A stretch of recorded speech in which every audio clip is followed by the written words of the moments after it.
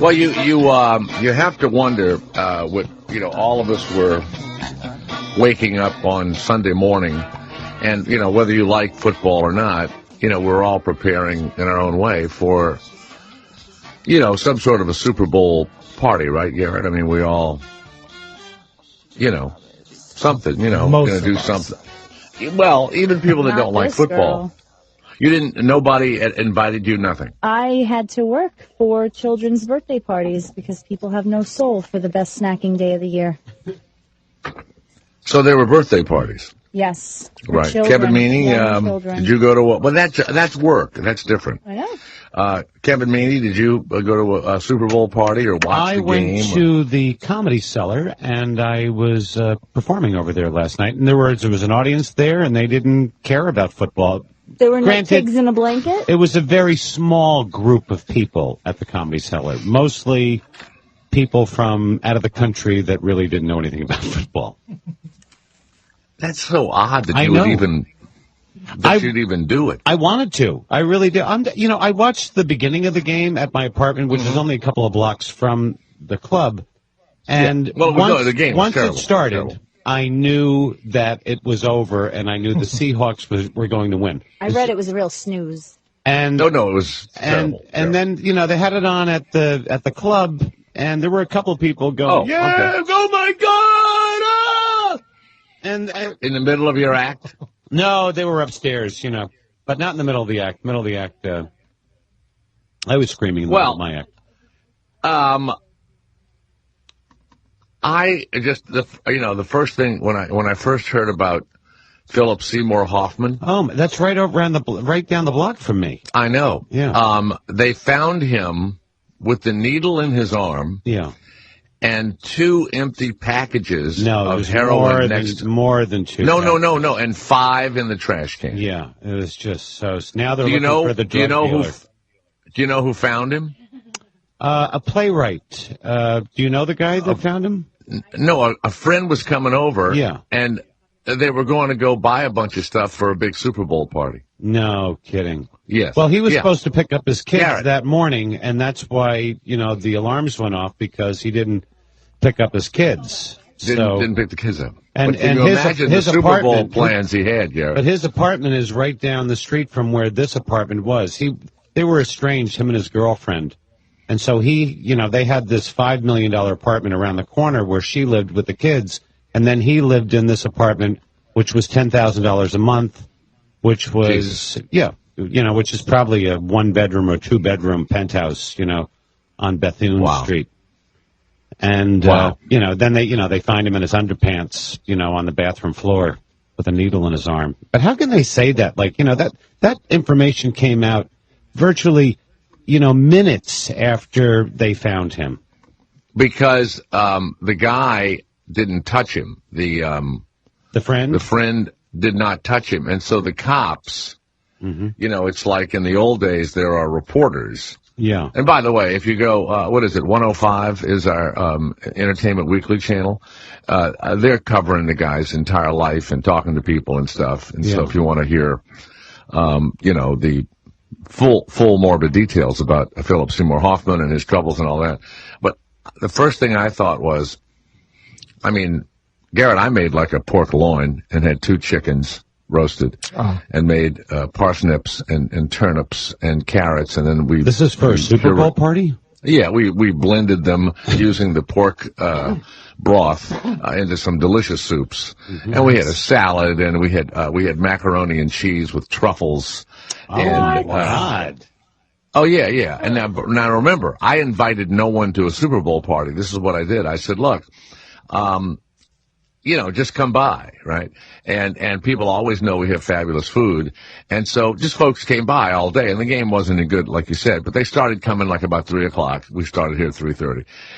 And so I just kept, I turned to my son and I said, Philip Seymour Hoffman, 7 bags of heroin for the Super Bowl. I said, my God, that's a preparation you don't normally. Party, yeah. You don't hear about that too often. No, I'm at the club last night, and one of the guys that work at the club, he works the door, he shows me this picture, and it's him and Philip Seymour Hoffman in this picture. And he goes, look at this picture. And I said, oh, my God, it's a great picture. Wow. I said, he kind of looks high. And he goes, you wouldn't believe it. When I had this picture taken, I used my camera, and his director of photography took the picture. They were both out together. So he takes the picture, and he didn't like the picture. So he goes to the guy's settings, who it's not his, Philip Seymour takes the phone and goes through the settings and changes the settings so he'll get a better picture of him. And He changed the filter, you mean? Yeah. And so then they took the picture again. He has like 8 photos of him and Philip Seymour Hoffman together. And then the last picture is finally the good, clear, perfect picture that Philip Seymour finally approved. He goes, yeah, that's good. I like that picture.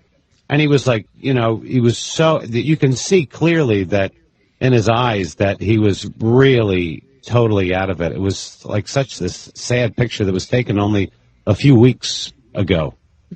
Well, he always looks loaded, and the only heroin addict that I ever hung with, and he's also dead of an overdose, was Bobby Pastorelli, who played the painter on Cheers. Right. And Bobby was a sweet guy, but a tough guy, and he had a pink Cadillac, an old, like a 1960 pink Cadillac, and he wore these real throwback kind of old style. He looked like Little Steven, the way he dressed on The Sopranos, right?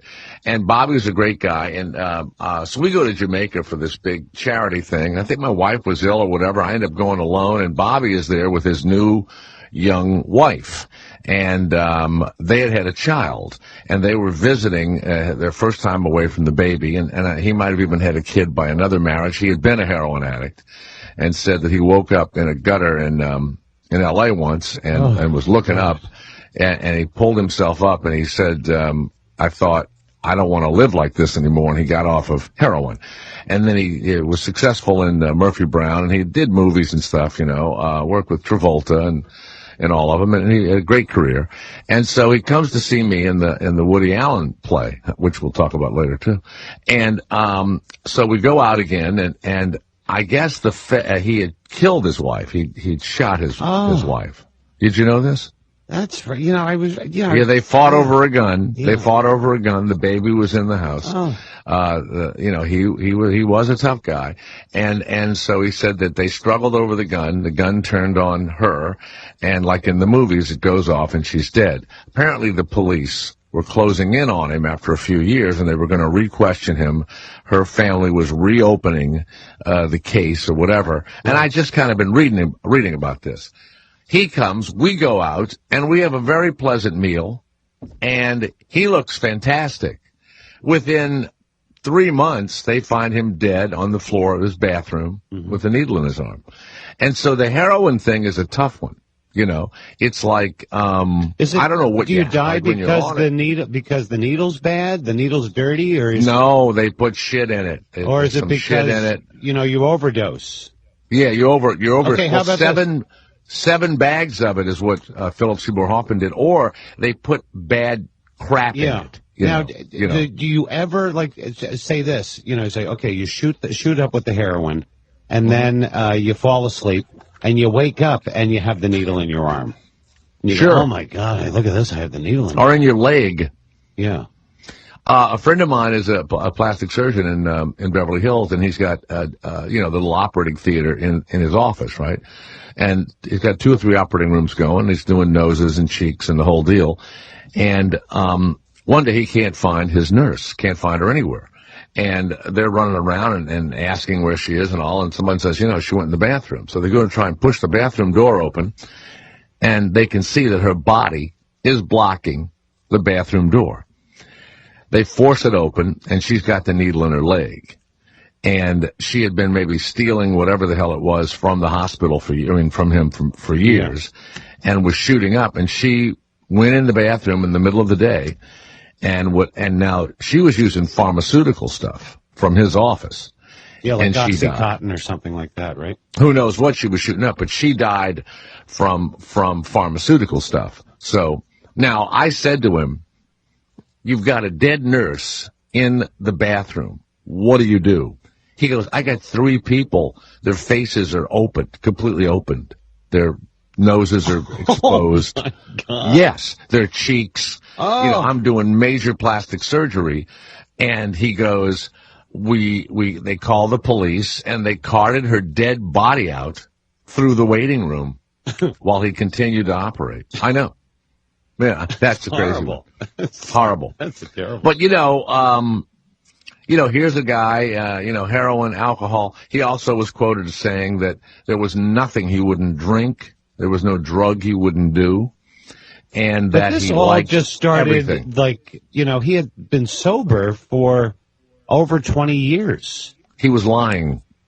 He was lying, so it wasn't, All those pictures you see of him where he's overweight and looks disheveled and everything else. Yeah, he looks like that was the last few years. At least an alcoholic, Yeah. Now, in the movies, I've never been around anybody who did heroin, but in the movies, the needle goes in their arm, and they are immediately nirvanic. Right. You know what I mean? Yeah. If you are a heroin addict or a former heroin addict, call us at 866-99-SIRIUS. I want to hear if, when you put it in your vein, is it as fast, like in the hospital, they go, okay, count backwards from 100. Yeah, and that you go, when you go whatever. 99, And I remember when I was first one under anesthesia, when I had the peanut stuck in my lung. And they had he swallowed a beer tab. No, this was before the beer tab. I know it was. Yeah. It was before the beer tab. But they didn't have the sodium pentothal back then. They had ether, and they would put the mask on me, and I would rip the mask off, and they would put it back on. I'd rip it off, and then you'd finally succumb to the ether. Which was a horrible way to knock somebody out to operate on them. Also, yesterday on the Super Bowl, they had Jerry Seinfeld, and they had. How about that poor Joe Namath? That looked horrible. You know what? I don't know what the problem is. First with of all, Joe Namath. he comes was out fine. in a fur Darren, coat. Now give me a fucking. He looked like Joan Rivers. He looked Wait insane. a minute. I owned that same fur coat. That is a coyote. Yes, it is. And I had to sell it. Now, wait a minute. I sold it about 12 or 13 years ago when we were moving from Connecticut. We sold all of our furniture. We left a car in the garage. We sold everything. And one of the things that I had to part with was my Ralph Lauren coyote jacket, and that's what he had on. That's a coyote jacket. And, big deal, the coin, the ref. He had just been up. on the air 24 hours prior to that, saying that, playing football for all the years he's definitely has some neurological damage, and he forgets things, and he's got some mental issues now. He forgot it wasn't 1973 anymore. And he puts that jacket on. He's throwing the coin up. He's totally fucked up. He's out of his mind. No, he wasn't. Yes, he was not. No, he wasn't. I say that. Let's go to Bill of Ohio. He was high. Bill, how many years did you do heroin? How many years? Started in the early 70s, got off in the early 80s, and fell off the wagon in the late 90s for about 6 months. Nice. Yeah. Nice. Yeah, burger. Wow, yeah. Now, Bill, what do you think happened to Philip Seymour Hoffman, besides 7 packages of the stuff? When you buy an envelope and it had a word in it, there was a word Ace that of was Spades. No. There was a word like that's what it was called. The Ace of Spades. No. And the Ace of Hearts. No. It was a pharmaceutical word like Eveline or something like that. It said Eveline packages. You know what those would be, Bill? When you buy heroin, it always has some kind of different stamp or name to it or whatever. But the problem is you don't know what it's cut with, and you don't know how strong it is. But they're in the clear little baggies, Jay. That's what those. That's so called. what do you think killed Philip Seymour Hoffman? It was too good. It was too strong. It was too pure, and it looks like he did 7 bags of it. Might have been doing it all night, right? Well, he could have done like a couple bags at a time, or he could have thought he could handle it and did all 7 at one time. Jesus. And as soon as he pumped it in, he was gone. You don't get back up. You don't what? I've had OD in front of me. Now, have you ever come close to ODing? Oh yeah. I had people get me up and walk me around and stuff because I went first. That was the thing. If you do it with friends, you hate to go first because you don't know how good it is or what it's got with. Mm-hmm. Oh my God, that's horrible. And now, what about if Philip Seymour Hoffman had been drinking and doing heroin at the same time? It just makes it a little worse. It makes the heroin a little stronger. It's like doing, pills and drinking. Right. It's the same thing. Now, does it, like in the movies, we've all, the person takes it and within a matter of seconds, you feel the effects. Is that true? That's why you shoot it, because shooting is instant. If you start it or smoke it, you gotta wait a little bit. You could shoot coke, you could shoot heroin, and I mean, as soon as you push that plunger all the way in, bam, it hits you. Well, Bill, I'm glad you're still alive, and I hope you're clean. Are you clean? Oh, yeah. Yeah, I've been clean since the 90s, and I got grandkids to work. All right. Now, are you very thin? Are you very thin, and you lost most of your teeth, like Richie Havens, the former big? That's if you do meth. Oh no, heroin will knock your teeth out too. Bill? Yeah, I've lost some teeth, and I was thin at the time. I've gained my weight back, but it's a daily struggle to stay away from it. People think I'm on heroin now because I'm so thin. How much does a package of like Coke will cost $100, and you can buy pot for $50 or $100 or whatever? What is a little pot envelope? In the same thing as Coke and heroin. It's a gateway drug. It's a gateway drug. It's a gateway drug. It's a gateway drug. That's it's an a gateway idiotic drug. thing to say. It's a gateway drug. You're like a Fox newscaster or something. You know what else? Aspirin every other day. Gateway drug. Gateway drug. Bill, how much is a little bag of heroin these days? It all depends where you buy it. If you're buying it like in your local neighborhood on the corner, he could be charging you $20-$30. If, like, we used to go into Center City and buy a whole bundle, and we got it a lot cheaper that way. And once in a while, someone took the train up to New York and buy a bundle up there, and it was even cheaper. It's like cable. You got to bundle it. I remember going into the Center City looking for heroin, and we would say we're looking to buy a rack of lamb. That's what I would say. Oh, boy. That was the undercurrent. Hey, Bill, I'm glad you're okay. Keep up the good fight. I hope this conversation doesn't whet your appetite before the day is over. You're found dead in a bathroom with a needle in your arm. I hope it doesn't happen, okay? Oh, no, thank you. I hope we're not the last phone call. By the way, we will talk about the Super Bowl commercials and stuff. There was a kind of a ridiculous controversy. Mm-hmm. Who's the beautiful woman that did the SodaStream commercial? Scarlett Johansson. Scarlett Johansson. Let's go to Nirit Hurwitz, who is the owner of SodaStream, who is in Israel right now, and it's after 10 o'clock at night. Is it Nirit? Am I saying it correct? Your first name, Nirit? Yeah, it is. Yeah. It's Nirit. Nice to meet you. Oh, hello, Nirit. Well, I didn't know it was a woman's name because I don't speak Hebrew. So I didn't know it was a woman's name. It's wonderful to have you on the show. And the SodaStream, before we go any further, it's a pretty simple process. You add the bubbles and stuff to water, and then you guys sell these organic syrups. Is that correct? Yeah, so we sell the entire system. So you buy a SodaStream machine, and then you just take tap water and you carbonate it. And then we have over 100 different flavors that you can buy, and all of our core flavors have less sugar. We have no aspartame, so definitely a better for you alternative than all the packaged things. Does it taste like Diet Coke? Sorry? Does it taste like Diet Coke? We have a Diet Cola flavor that tastes very similar to Diet Coke. I drink it all the time. That's what because I'm hooked on that Diet Coke. I gotta have that. Now you sound like, I know you're from Israel, but you sound like you're from Cleveland. Were you always raised in Israel? No, I'm originally from Houston, Texas. We love it. Don't mess with Texas. And now, how is it over there? Is what's better, Houston or Tel Aviv? I have to say, I love Tel Aviv. I'm really lucky. I live right on the beach, and contrary to what you might see on the news, it's a beautiful place. It's wonderful.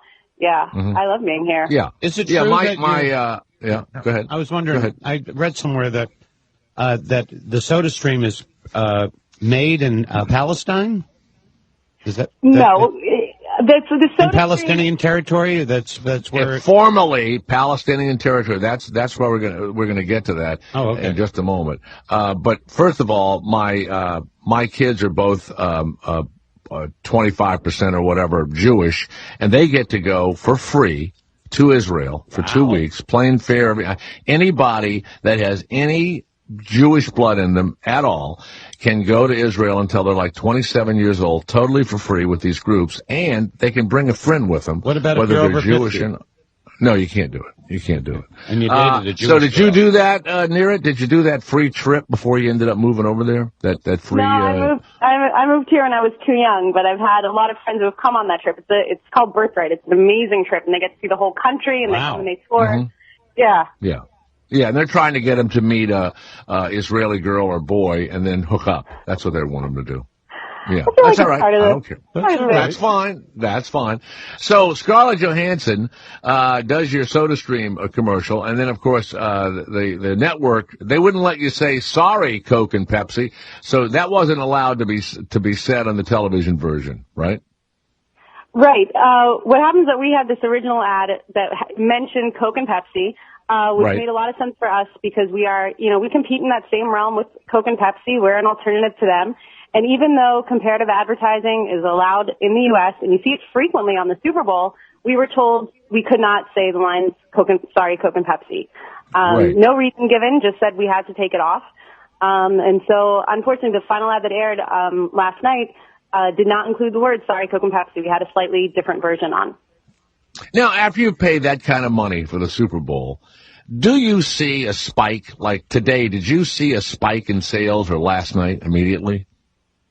I mean, the way that you don't necessarily see a spike on that day, but we see the Super Bowl as part of kind of our overall plan.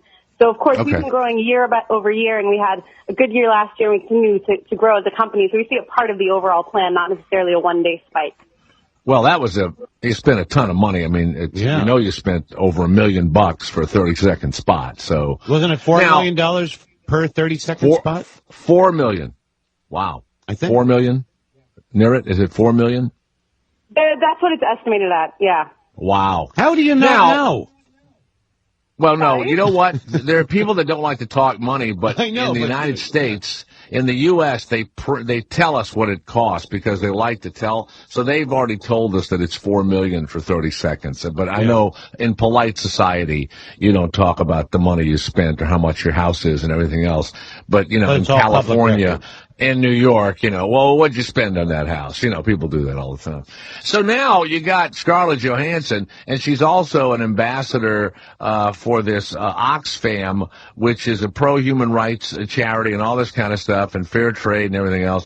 And because your factory is located in the Palestinian West Bank, which was taken in the 1967 war or whatever, and Israel has no plan on giving it back, they drop Scarlett Johansson from their whole deal, and you've reacted to it. What is your comment on that? I mean, by the way, I'm not until Palestine and all of the Arab countries accept that Israel is a country. I think it's kind of silly, But and we'll give them billions of dollars near it as soon as they say you guys deserve to be there. We won't. There's not enough money that the United States and the free world won't give those countries. It was just kind of crazy. In fact, as a entrepreneur, how stupid can you be not to just go, yeah, we accept them, give us the billions. You know what I mean?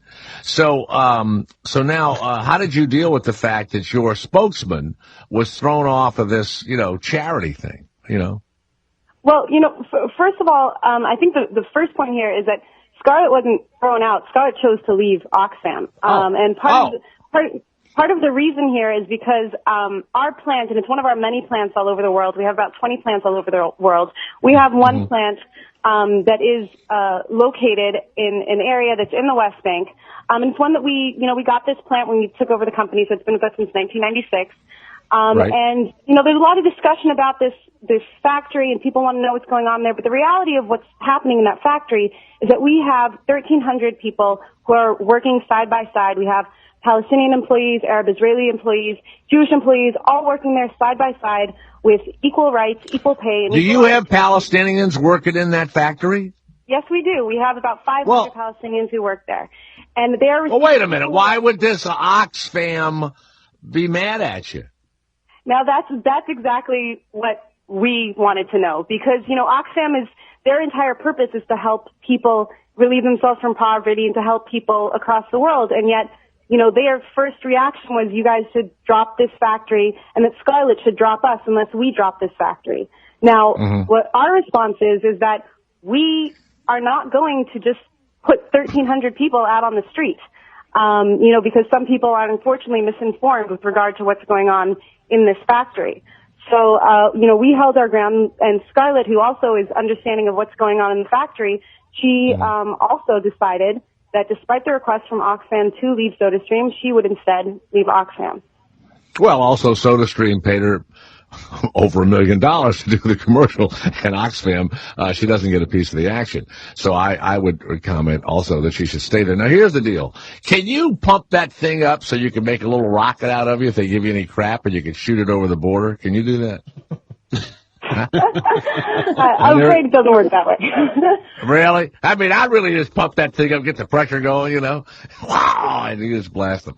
So, now, how close are you to them being able to shoot a rocket over the border at that factory? I mean, that's what we all fear, that like you live in New York and it's like having missiles. We have a guy here, Shuli, who's works for Howard Stern, and we work with him too. And Shuli's from Israel. He says, look, it's like missiles are in New Jersey, all the time. Well, that's what it's like now, because we've got that big fat Chris Christie right over the river. Right across the river there, yeah. At us right now. Now, has that factory ever been shot at is it close enough to be shot at by a rocket? That factory is not as close as another factory that we have, which is our factory that makes all of our syrups. And actually, that factory was under attack when there was some commotion here about a year ago, and our team there worked despite all the rockets, and it was actually a wonderful moment to see how everybody came together and safely tried to work through it. But it's definitely just that close. Yeah. All right. Well, look, Nira, thank you very much. It was a controversy, and they talked about it. Now, did you watch the Super Bowl? Do you care about American football over there? I did watch the Super Bowl from start to finish, so from 1:30 in the morning until about 5:30. Wow. Yeah. From start to finish. I like the Patriots. I was a little upset that they weren't in the game. And it was a bit of a blowout. We all saw that, but it was great, to watch the game every year and see the ads. I'm there for the ads, of course. I love that. So it was a great game. Wasn't it sad to see Jerry Seinfeld and then, poor Jason Alexander with that horrible dye job? I'm an old beat-up sitcom actor myself, but that was probably the saddest moment in national television that I can bald. remember. I mean, Jason is bald, so he's bald, and he had the dyed hair. Did he have the dyed hair? Yeah, Jerry looks kind of odd. And after it was over, my son turned to me at 23 and said, "What was that a commercial for, Dad?" That is the weirdest thing. It's like sometimes a celebrity is so big that you don't know what the commercial is for. For them. It was just for them. It was for coffee and cars. Yeah, comedians and cars getting coffee, and the episode was those two. Yeah. And the setup right at the end. Wasn't it for and Crackle? Crackle is the network that they're on the internet. Yeah, you know what? You got too much money when you do a commercial that's just for you. You had too much truffles in your mouth. No, I didn't. You have a company, SodaStream, and all that. Well, look, good luck. I hope that some peace comes between Israel and Palestine or whatever. What would happen if you would just start throwing money over the fence over there? You think that would affect them if you just started blasting money bombs over there at them? And how about CDs, blue jeans, and pornos? I always thought that would straighten them out over there. If only it was that simple. But I have to say, we really believe that our factory is really an island of peace and one of the few places where people are working peacefully together. So maybe that's the first nice step in that direction. Well, how can you own SodaStream and not be a peaceful person? For God's sakes, you're selling soda that has bubbles in it. For God's sakes. All right. Well, look, thank you very much, Nirit, and thank you, and tell Scarlett that we asked about her. All right, with SodaStream. Okay. Thank you. Thanks so much. All right. Bing, bing, bing. Thank you. Bing, bing. That was good. She was great. How about that from Houston? Yeah. from Houston. Let's go to Lou of Orlando. Yes, Lou, you ever bought heroin and went downtown and said, give me a rack of lamb, and they gave you like 4 heroin packages? You ever do that as an undercover kind of it's odd that you ask that because I made a rack of lamb last night. I've never heard of that. I'm not a heroin addict.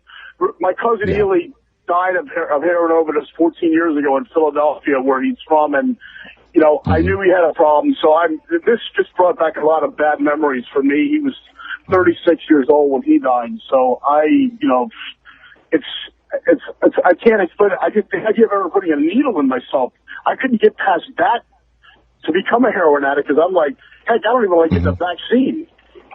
So, well, I've heard of people that hated needles, but the high was so unbelievable that they got over their fear of needles, and so that's the bad thing. They say, you don't ever want to shoot anything, Kevin. That's what people say. Yeah. You don't know how high you're going to get, and if you have an addictive personality, oh boy, you're off to the races. It's also you can only use that needle once. So once you shoot once you shoot it, you can't use the needle again because you're going to. But that guy, Bill, infection and things like that. He passed it around. He wasn't the first one. They would pass it around. They don't dip it in anything that you certainly can get HIV from the dirty needles and all sorts of horrifying. Cousin, it slowed his metabolism down. That's when you get really high, it's like a depressant, and his heart stopped. I'm sure that's what happened to Philip Seymour Hoffman. And then the alcohol on top of it is even a bigger depressant. That's just a kicker to the kick. So, but, I'm going to change my name to J. Seymour Thomas. I like that. I'm Kevin Seymour Meany. Yeah, well, you know what? He can't use it anymore. I wonder if they're doing this. I wonder if they're doing bits like this over at the Entertainment Weekly channel, Garrett. Do you think they're doing any bits over there about Philip Seymour Hoffman? Turn to Channel 105 and find out. Find out. We'll do that later. I doubt if they're saying, Lou, stuff like, hey, what a Super Bowl party he had planned. You know what I mean? Oh, yeah, I don't exactly. think I don't think they're saying that. I did the rack of lamb last night, and I did with thyme and rosemary and pepper. I chopped it up and took olive oil and basted it. And but I had never done it before, and I had this card that I got from Publix, which is a local grocery store. I know Publix. The instructions, and it says, 4 to 6 minutes, and each side. I go, wow, that's not bad. So I'm like, hey, it's not ready. And my wife goes, that says on the grill, not baking it. I was baking it, so I had to do it for like 30, but it came out so good. A little pink in the middle and just perfect. I like Lou, that. let me ask you a question. Yeah. Have you ever licked anything that was pink in the middle that wasn't delicious? You know what? No, I have not. I have not. Yeah. I have not either. I mean, anything that's pink in the middle, I found delicious. I hear my chicken entire life. isn't good with pink in the middle, but that's well. Perhaps. Maybe not. But something that's supposed to be pink in the middle, In fact, one time I was going down on a woman and I actually put one of those thermometers inside of her, Garrett. Mm-hmm. She read 155 and I just went ahead. I went right ahead. She was done. Yeah. Stick a thermometer in me, I'm done. So, yeah. All right. Very good. Thank you, Lou, very much. That was the most disgusting routine I've ever done, Kevin, right there. Someone sent me a picture of you and another woman, but you're with Kathy Griffin, Kevin. That's it. That was it just coincidentally happened today that my friend Susie Sorrow, who's a great... Is that her? Is that Susie? Yeah, no, she had these pictures and she sent me... Is that your ex-wife? No, I think that's Mary Ellen Hooper, another great comedian. And my date was Kathy Griffin, and that's the brown dress that she's in that I hated. Okay. All right. So I sent that to you. Let's go to Mark of Texas. Yes, Mark. By the way, you've got 4 guys running for lieutenant governor, and I'd like anybody to read about these 4 complete and utter right-wing assholes. Mark, they had a debate. Now listen to this one. One guy, this is true. One guy says, well, everyone in Texas ought to be able to have a 6-gun, Kevin, this is true, on their hip. This is during the debate. The next guy says Every school child in Texas needs to be taught creationism. I am not joking. I am not kidding. I believe it. The third guy, they're all trying to outdo each other. The third guy says, well, and let's stop the gay marriage. Let's stop the gay marriage. And the fourth guy said, I agree with all of them. And Mark, it's insane, Mark, the shit they were saying. You can't hold me against that, man, what they talk about. I don't know. But you know what I'm talking about, don't you? You know what I'm talking about. It was the most insane debate I've ever even heard of. And if you look at the transcript of it, your mouth will be open. And, I was born in Texas. My dad is a Texan. I have Texas relatives and everything else. I want to say it right now. Y'all are fucking insane. But don't mess with Texas. Don't mess with Texas. I remember now. Insane. I'm from Texas originally. I'm from Connecticut originally. I'm an inbred down here. So I can't be held responsible for them, yeah. All right. It's not much better. Did you marry a woman from Texas? Did you marry a woman from Texas? Yeah, that's what happened. Yeah, we met in Arizona. Yeah. She was from Texas, so we moved back. Yeah, that's do you ever check her to make sure she's pink in the middle? Yeah. Oh yeah, she's pink in the middle. I'm sure she is. Mark, what made you call us today? What do you want to talk heroin? Do you want to talk football, or do you want to talk the Palestinian-Israeli conflict? I got a little football joke for you. What is? Okay, I know it's not a good segue into a football joke, but it's a good football joke. All right, go ahead. All right, this gay guy here, he goes into the bar, goes up to the biggest guy. Here he says, I got $100 here. I can beat you at barroom football. The guy goes, what the fuck's barroom football? He goes, here, I'm going to show you how to play, and I'll guarantee you I'll beat you at it. Hold on. Put him on hold for just a second. Let's go around the horn. Garrett, he started with gay guy walks into a bar. Do we want to continue this joke, or do we want to get rid of this guy? Definitely continue. Oh, really? Yeah. Even though it'll be politically incorrect and may even hurt gay people's feelings, including our friend Kevin Meaney. But that would be funny. That's funny. Christina, he opens up with gay guy walks into a bar. I say it's not Mungay without a gay joke. Really? Now, Kevin, you're the gay guy here, and if you're going to be, I'm giving you actually 3 votes over those 2 right there. Well, he's greased my wheel. Ooh, yes. That sounds kind of gay. I want to hear it. All right. Let's go back to Mark of Texas. Mark, continue the joke. In fact, start it over again because I've already started over. Here we go. Gay guy walks in with a priest and a rabbi.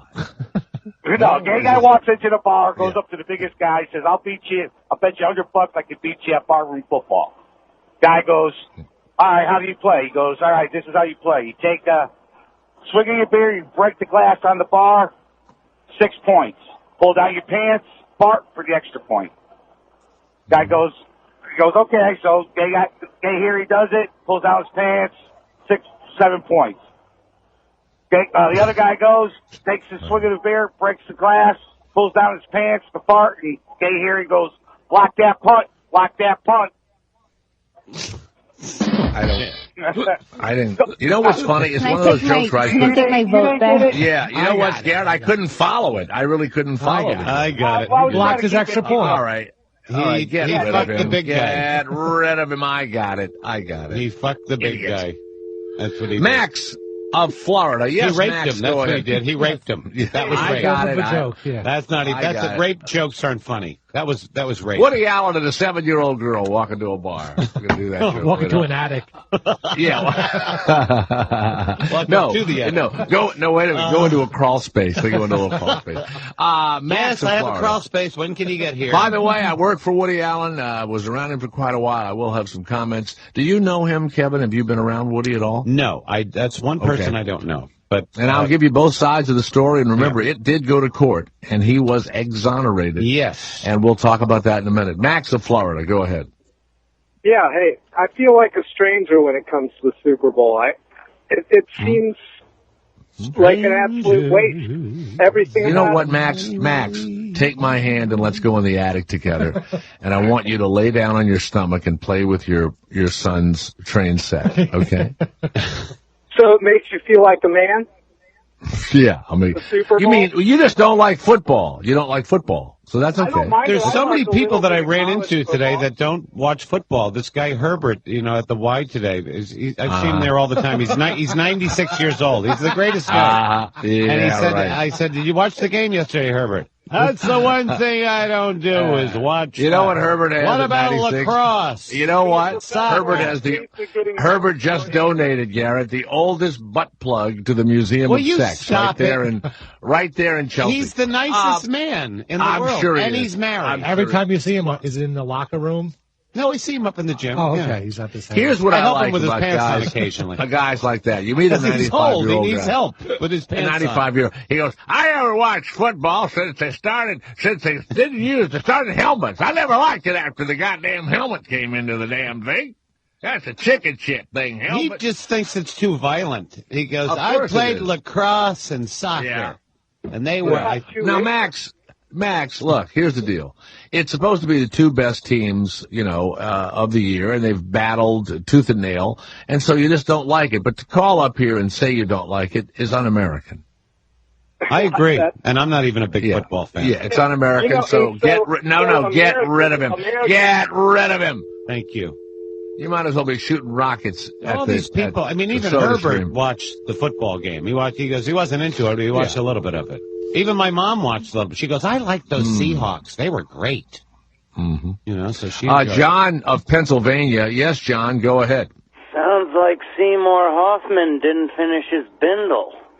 He's got 3/10 left. Sounds like you would like to scrape the bottom of the barrel. Every envelope was empty. 5 in the trash can and 2 on the floor. Empty. Well, he got what William Burroughs would have called the goofball. That's a hot spot. Well, the goofball used to. Well, no. What was a goof? Well, Belushi. I think a goofball is speed, right? Yeah. It's a hot spot. Belushi put speed in one arm, and he put heroin in the other. Really? Yeah. And the night that he died up there at the Chateau Marmont, I used to do this on radio. We would call the Chateau Marmont. Hello, Chateau Marmont. I would go, John Belushi's still dead. And then I started running a bit. We go, hello, Chateau Marmont. Jean Belushi is still dead. May I help you? It's this big full of shit, hotel in They call that Hollywood. Speedballing. Speedballing. Now, Robin Williams went up to John Belushi's room that night. Robert De Niro was supposed to be there. All these people had gone through that room that night. Big crowd. And he was laying on the bed, not moving and out of it and everything else. I think he was moving. I think he was partying with everybody. I think everybody was not really partying. He wasn't moving around much. They say he was in trouble before he died. Then there was a woman that went to jail. Yeah, his female companion was with him. Boy, listen to this guy. This guy is now, are you a junkie, or are you a pimp, or are you a dealer? I'm recovered. I used to smoke it out west, and out west it's only black tar because there was fentanyl-contaminated China White back in the 80s that made a bunch of people Parkinsonian. It destroyed something in their brain. So there's an underground boycott of China White on the West Coast, and on the East Coast it's the Asian, European, Afghanistan China White that comes in the powder form in the little glassine bags that you snort or Now, shoot. a glassine bag is like a little plastic baggie, isn't it? It's actually right. That's what they said. Glassine. That's the name. What is it? 10 of them in a bindle, okay? And it used to be $100 at a place called the Laundromat down across from 7B in Alphabet Town. I scored China White a couple times in the end of my career, right before Giuliani cleaned heroin out of Manhattan. And they used to have good shit down there at it was called the Laundromat. There were guys all over the neighborhood sweeping and on rooftops and watching out. And you'd walk around the block there'd be a parade of junkies. I'd watch from the bar. I drink a woodpecker ale, and you'd see the junkies going around and around, and then they'd open the door and they'd line up and they'd make you hold your money up in your hand. It was like a walk-up, like a brownstone. And if you got through the line, you could score. But if somebody whistled from somewhere up the block sweeping endlessly the same driveway, and another guy would make a noise on a roof. A black and white would be coming. They'd shut the door, and the junkies would go back on parade again endlessly. But that all went away with Rudy. Well, there's the head police officer that took down the heroin in Alphabet City, wrote a book about it. There's New York Magazine articles about it. That place was famous, the laundromat. The laundromat, yep, it's all. And now, John, after doing all that, what do you do for gainful employ now? I'm actually retired from the film business. and I'm sober, believe it or not. I smoke a little weed, that's all, all. Now, did you make any movies that we would ever have heard of, or are they Butts and Broads 5? About 30 of them, about 30. Real? Give me a movie that you were involved in. The last one I worked on was Heat. No. 95. Yeah. No, you didn't. No, you didn't. With Robert De Niro.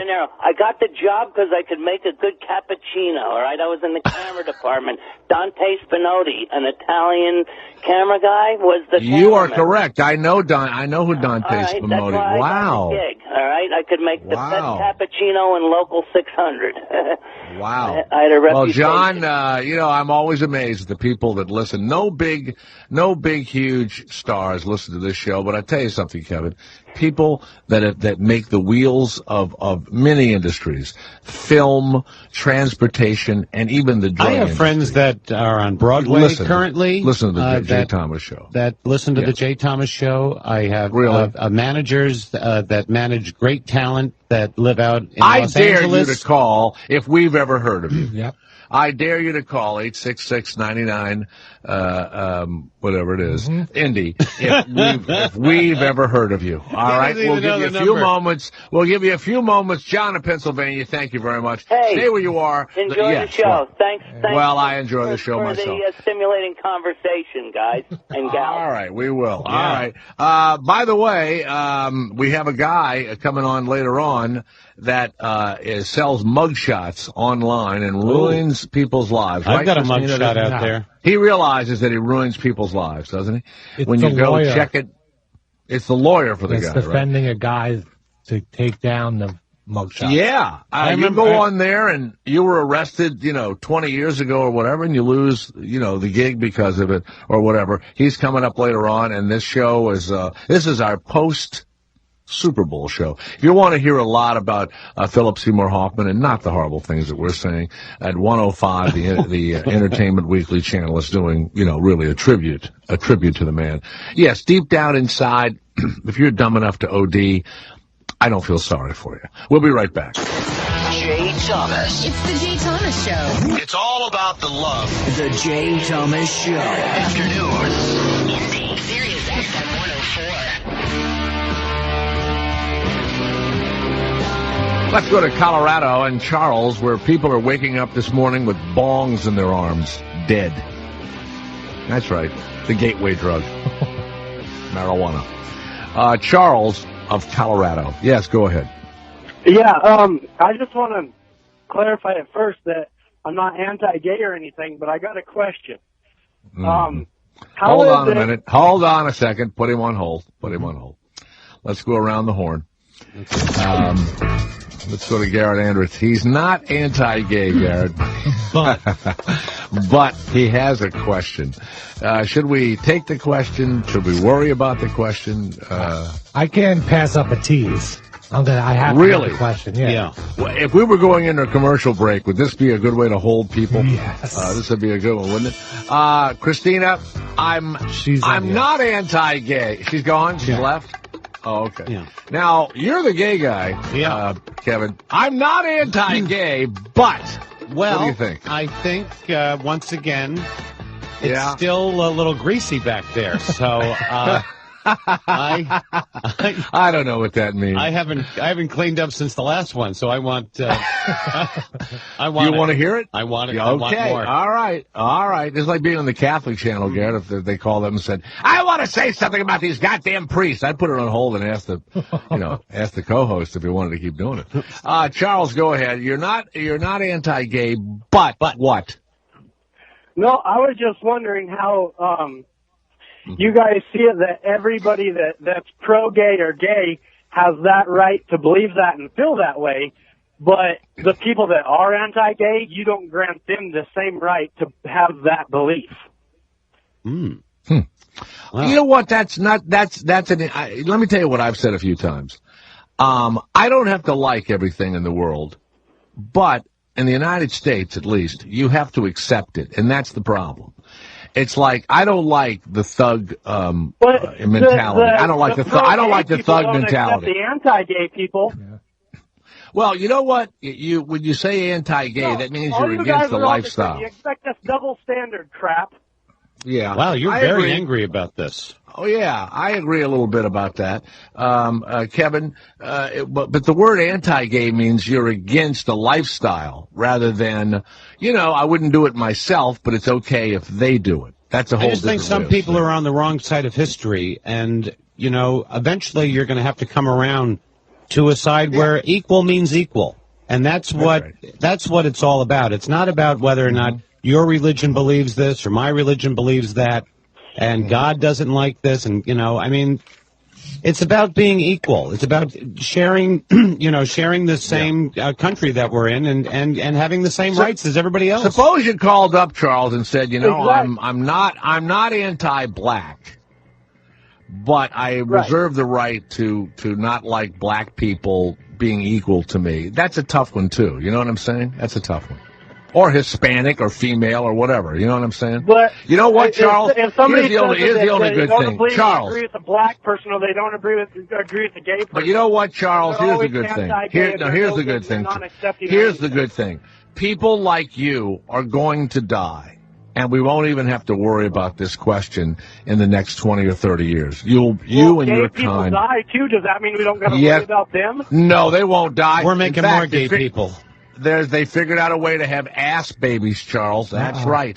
Children that will come out of the pink middle of an ass. Okay? But so prepare. That's being discussed right now. That's being discussed right now. Won't they just have AIDS? On Jay Thomas. It's the Jay Thomas Show. Afternoons. The Jay Thomas Show. It's the show that the average listener would do if they could do their own radio show. Sirius XM 104.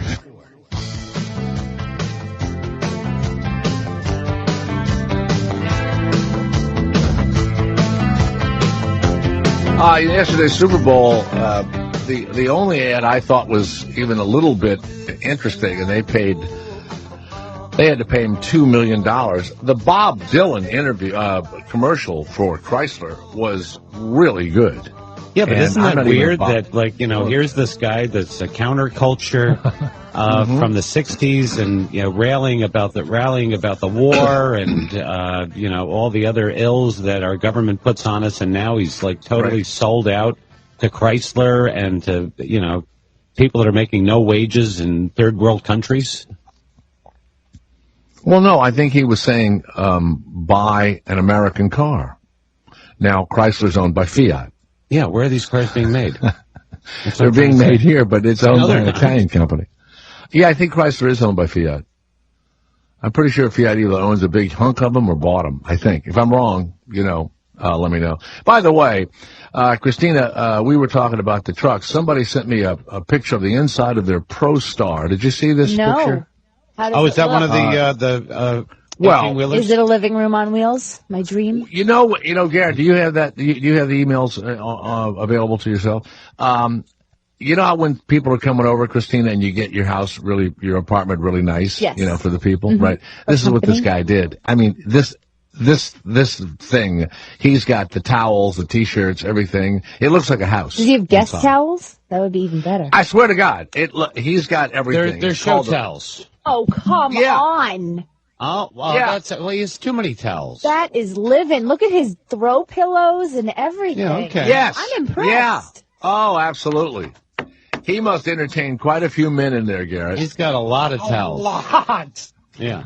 I could count 75 towels in this one picture. But listen, sometimes you can't get to the laundry, so you need to have supply, right? That's too many towels. Well, too many. He needs to wipe himself. Wow, that looks really comfortable. Now, Garrett, just give his first name or whatever. He's got carpet in there.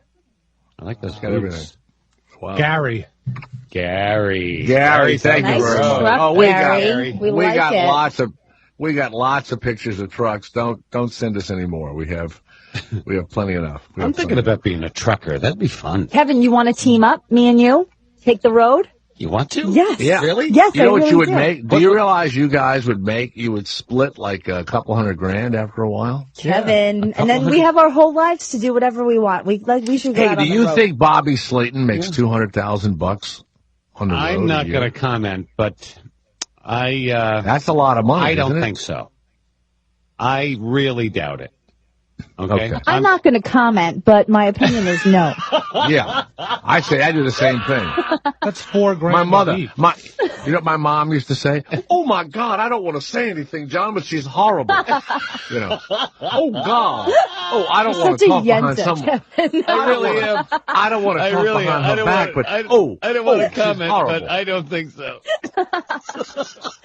Jay Thomas Show at Gmail, or please call our voice box at 347-6 Sirius. I don't want to say anything. I don't want to say what a anything. lying piece of crap. He's making $200,000 a year. I know for sure. Like an idiot. Danny said, "Dear Jay, I'm in Fort Collins, Colorado, and they're talking about 10 inches of snow. I'm taking my kid to school, and then I'm going to go to work. Tell those pussies in Atlanta, Alabama, New York, and Connecticut, that's how you live in a snow place." Yeah. No, that's just because he's all high on weed. We got 6 more inches today. Yeah, we did. It's like living in a snow globe. It's real amazing. wet 6 inches. I'm really starting to believe a weather machine was involved for the Super Bowl. Oh, it was minus. It was below freezing for 3 weeks leading up to the Super Bowl. The weekend of it went 50 degrees, and then the next day after it snowed again. Do you know the coldest Super Bowl? Do you know the coldest Super Bowl in history? Weather. You know the coldest Super Bowl in history? Yes, in Super Bowl 6 in New Orleans. That's right. 1972. It was 39 degrees. Yeah. That's right. Coldest Super Bowl. Didn't they Mike. didn't have the dome back then, did they? No, it was at Tulsa. No, outside Tulane Stadium. Tulane. Hey, listen, did Carol Channing do one of the Super Bowl events? The first one. She did. She was the entertainment for the first Super Bowl? First one. Yeah. Oh, that is the greatest. That is unbelievable. You know, my son's 20 and 23. You know, we're all watching the game. She's still alive. You know, and you know what's funny? Now, Christina, both my boys said, "Who is Bruno Mars?" And they are really into music. Really? They're really into music and everything I know else. Bruno Mars. And they said they kind of knew who he Did was. you sing something for him, and then they're like, "Oh, I know." No. But you know what? You know what they both said? They said, college kids aren't listening to Bruno Mars. They would listen to whatever they knew the rappers and stuff from Norway or whatever. 13-year-old girls like Bruno Mars. And old ladies like Bruno Mars. Yeah. He's cute. He's adorable. Somebody at the NFL, 5'5". because I've watched 4 or 5 Super Bowls in the last few years. Somebody at the NFL is madly in love with the Red Hot Chili Peppers. They are yesterday's news. They sang a song from 1991. They looked ridiculous up Flea with his shirt off or whatever. And when How old is Flea now? Who knows? I was in Dallas a couple of years ago. They had Fergie and everybody up there. They look ridiculous. And it's somebody at the NFL thinks they're an acceptable, cutting edge rock group for their right wing Republican, conservative, it's supposed to white be family audience. entertainment. The halftime show. Their shirts are off. Who wants to see it now? No, I didn't think they looked too bad, though. I don't care. I don't want Why to see it. why didn't they have Janet Jackson come out again? Why don't they have her come out? Because too of much her controversy. dirty, filthy breast, and we saw saw her that. titty. It's a dirty, Dear dirty Jay, thing. my name is Mike. I live in Atlanta. Atlanta has 40 snowplows and 30 sand trucks. Where were they? I don't. You know what? What does New York have? Hundreds? I don't know. Maybe it wasn't enough. Well, we don't have plows. We have garbage trucks, and we put the plows in front of the garbage And then they trucks. follow each other to get a nice clean So sweep. it really stinks, and they plow all the snow away. And then they don't pick up garbage for like 3 weeks. I know. Because they're too busy. plowing snow. They don't clean the streets either, because all the alternate side of the street parking is suspended. Derek, Jay, here's how you back up a trailer. Oh, Jesus. I've had 100 of these. You want your trailer to go to the right. Turn the bottom of the steering wheel. I've heard this before. Yeah, to the left. To the right. To the right. No, to the right. Left, turn the bottom to the left. But take it slow with little moves. Now, you'll need practice, Jay. You won't be perfect the first time. None of us were. That should be easier for you to remember instead of turning the wheel opposite. Just remember bottom of the wheel, same direction as you want the trailer to go. You know what, Derek? I can't wait to try that. What are we going to haul, Christina? Haul ass. Yeah. Lots of Tony, down the road. Longer trailers are easier to back up. Especially if the towing vehicle is short. Go slow. Turn the wheel in the opposite direction you want the trailer to go. Isn't that just what he said not to do? Or to keep it straight, if the trailer goes left, turn the wheel left to stay straight in front of it. And he sends me a picture of his. Can you pull up this? What is that thing on the Kevin, back I think I'll be fine at backing it up, so. Something. I don't know. You don't have to worry about that. No, you'll be I'll be terrible excellent. at it. I'll be fine I am a backing it up, too. fantastic parallel parker, and I feel like this, all my skills will come into play. Billy from Louisville. Here in Louisville, Jay, our biracial couples are usually a black guy that just got out of jail and a 400-pound white woman. Somebody else's opinion, not mine. Dear Jay, this is from Chavez. Chavez. Prince and his incessant litigious behavior for the past 15 years stems from his quest to eradicate anything he did from 1995. He is suing everyone. He's suing 4 people, 4 regular users of the internet for $1 million apiece because they downloaded his music and they sent it on to other people. And this is his music that he recorded with a certain record company that he doesn't want anybody to have? Is that the reason? No. You can buy it. You can buy it. But they sent it on, and he's going to go to court against them, and he has every legal right to sue them. It could be you. It could be your kids, anyway. Prince is a Jehovah's Witness now, and that meant that the funky, flamboyant libertine who used to simulate sex on the stage floor has ceased to exist, and he's fought tooth and nail to remove 20 years of Is an he image. a Jehovah's Witness now? He is now, yes. This newfound fanatical view. You know, my friend Todd, TK, is a Jehovah's Witness. Oh, I didn't know and that. And even though he's a wild man, it is in him deep. And since he's 4 or 5 years old... Are you allowed to drink while you're a Jehovah's Witness? Well...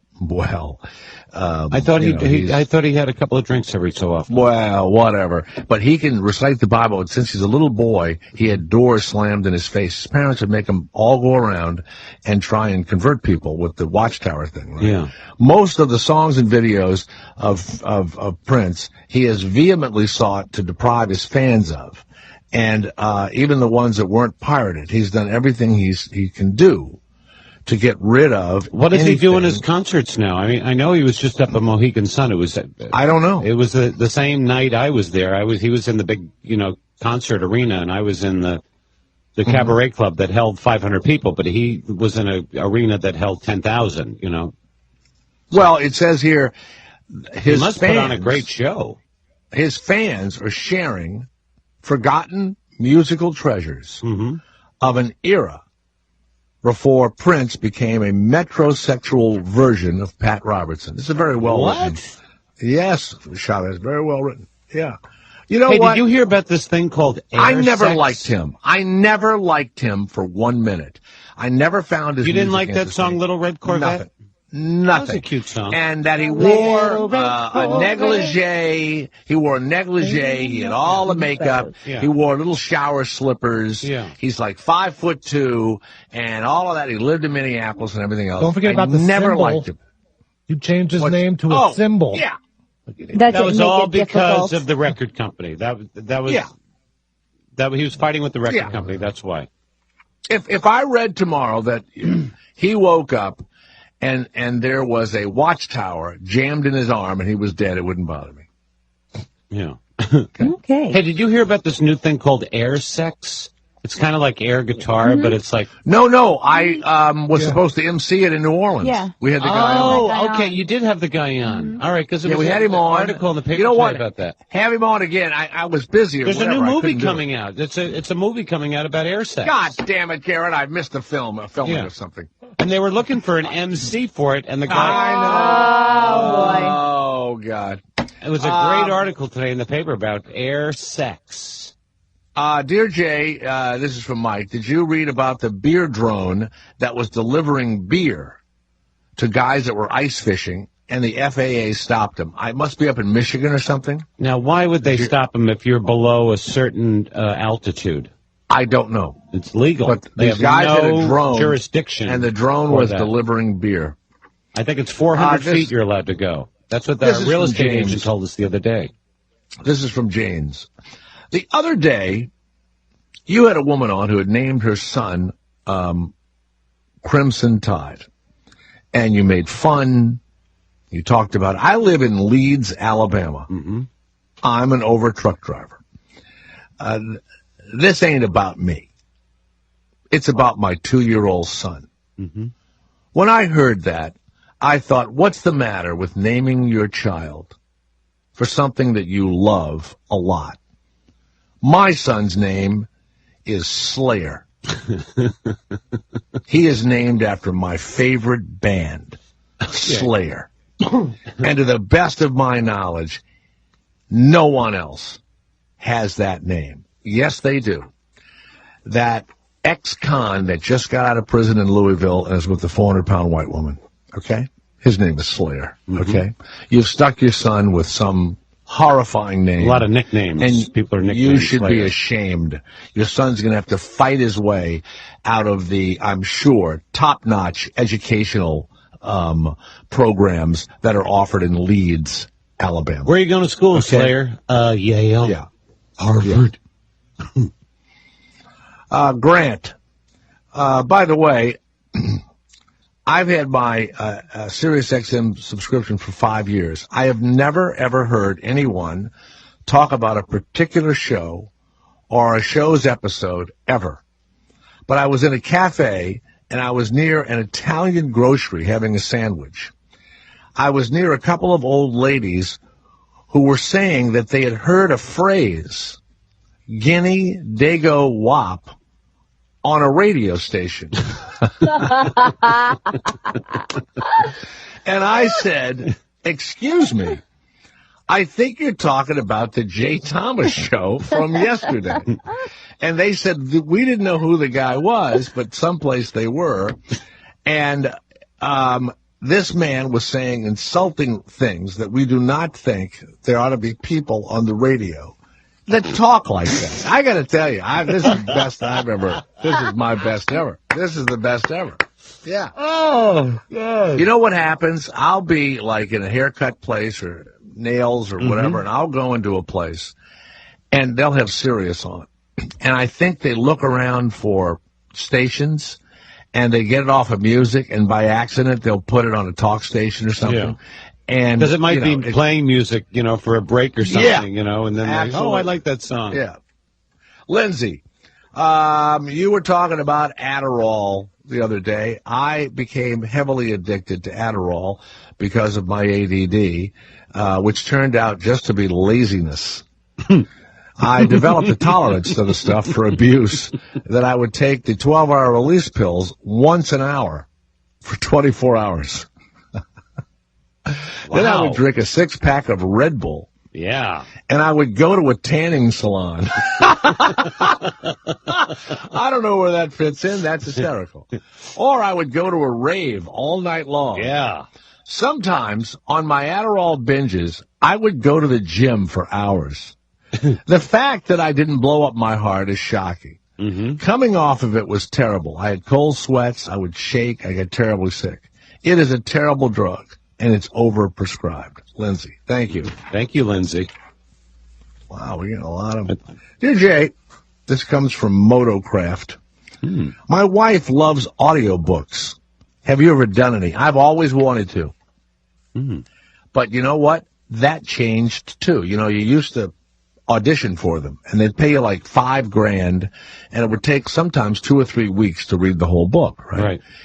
What has happened is there are people online now who put their voiceover work online, some non-union, and a lot of ads and a lot of audiobooks are hiring these people. Well, there are professional book readers, too. My sister tried to hook me up into this, and they're really, really good. That's what they do for a living. Yeah. It is really. But, when you read the book, you also have to do the voices and stuff. And what's funny is some very minimal. It's just a very subtle change. And so when Harry walked into the room, Hermione says, "Oh, Harry, I have no idea." No, I had to listen to that shit with my kids on long road trips. Harry Potter is the worst piece of shit ever written on papyrus in the history of the United States. And that bitch that wrote it stole it, I'm sure, from somebody else. Just my opinion. And I got to tell you something. We listened to that shit on long vacation trips. I would open the window and hang my head out. And did the boys like it? Oh, loved it. Loved it. And how about Lemony Snicket? How about that shit? Oh, yeah. Oh, God. Children's books and, all kinds of actors. Your kids weren't old enough. Your kids were probably past this, when the DVD. When I first got the first they had all that. No, but the DVD in the car? Yeah, we had all that. But they weren't in that. They just brought their own little personal DVDs. Yes, they brought the machine with them. Yeah. And then they said, I remember I had the first VHS in the car. Now, I had a Christina, VHS in the car. Did you read Harry Potter? I mean, my niece was in her, she's like your age, in her 30s. She read them in her 20s. She loved them.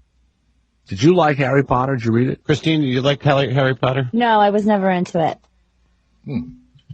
It was Garrett. We were too old. Yeah, we're too old for that. Yeah. And then, no, a lot. You know what? I know a lot parents are into it and adults are into it, but it's not. I like adults. wizards and stuff. My ex-wife, she was into that, and she would read it to Kate. She had a kid. If I had a kid, I'm sure I would have been Kate into it. Kate was like a baby, and she's reading Harry Potter to Kate when she was a baby. She has to read this. She has to know about Harry Potter. No, you know what? My wife read every word when we weren't in the goddamn car.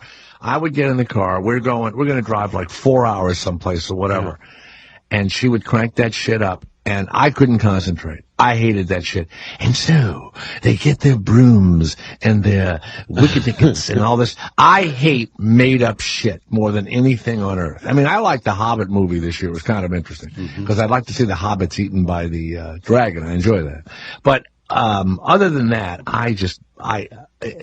that's the worst part about having children, is have to read this shit to them. Having to endure all of it, going to the movies, and I would never. Oh, yeah. I brought my son, who was about 3 years old, to see the wrong movie. I brought him to see an animated version of some monster came out of the sand. What? It was for older kids. I don't know what it was, but a monster comes out of the sand. Is it a porno movie? And makes himself into something comes out of the sand and becomes this monster out of the sand.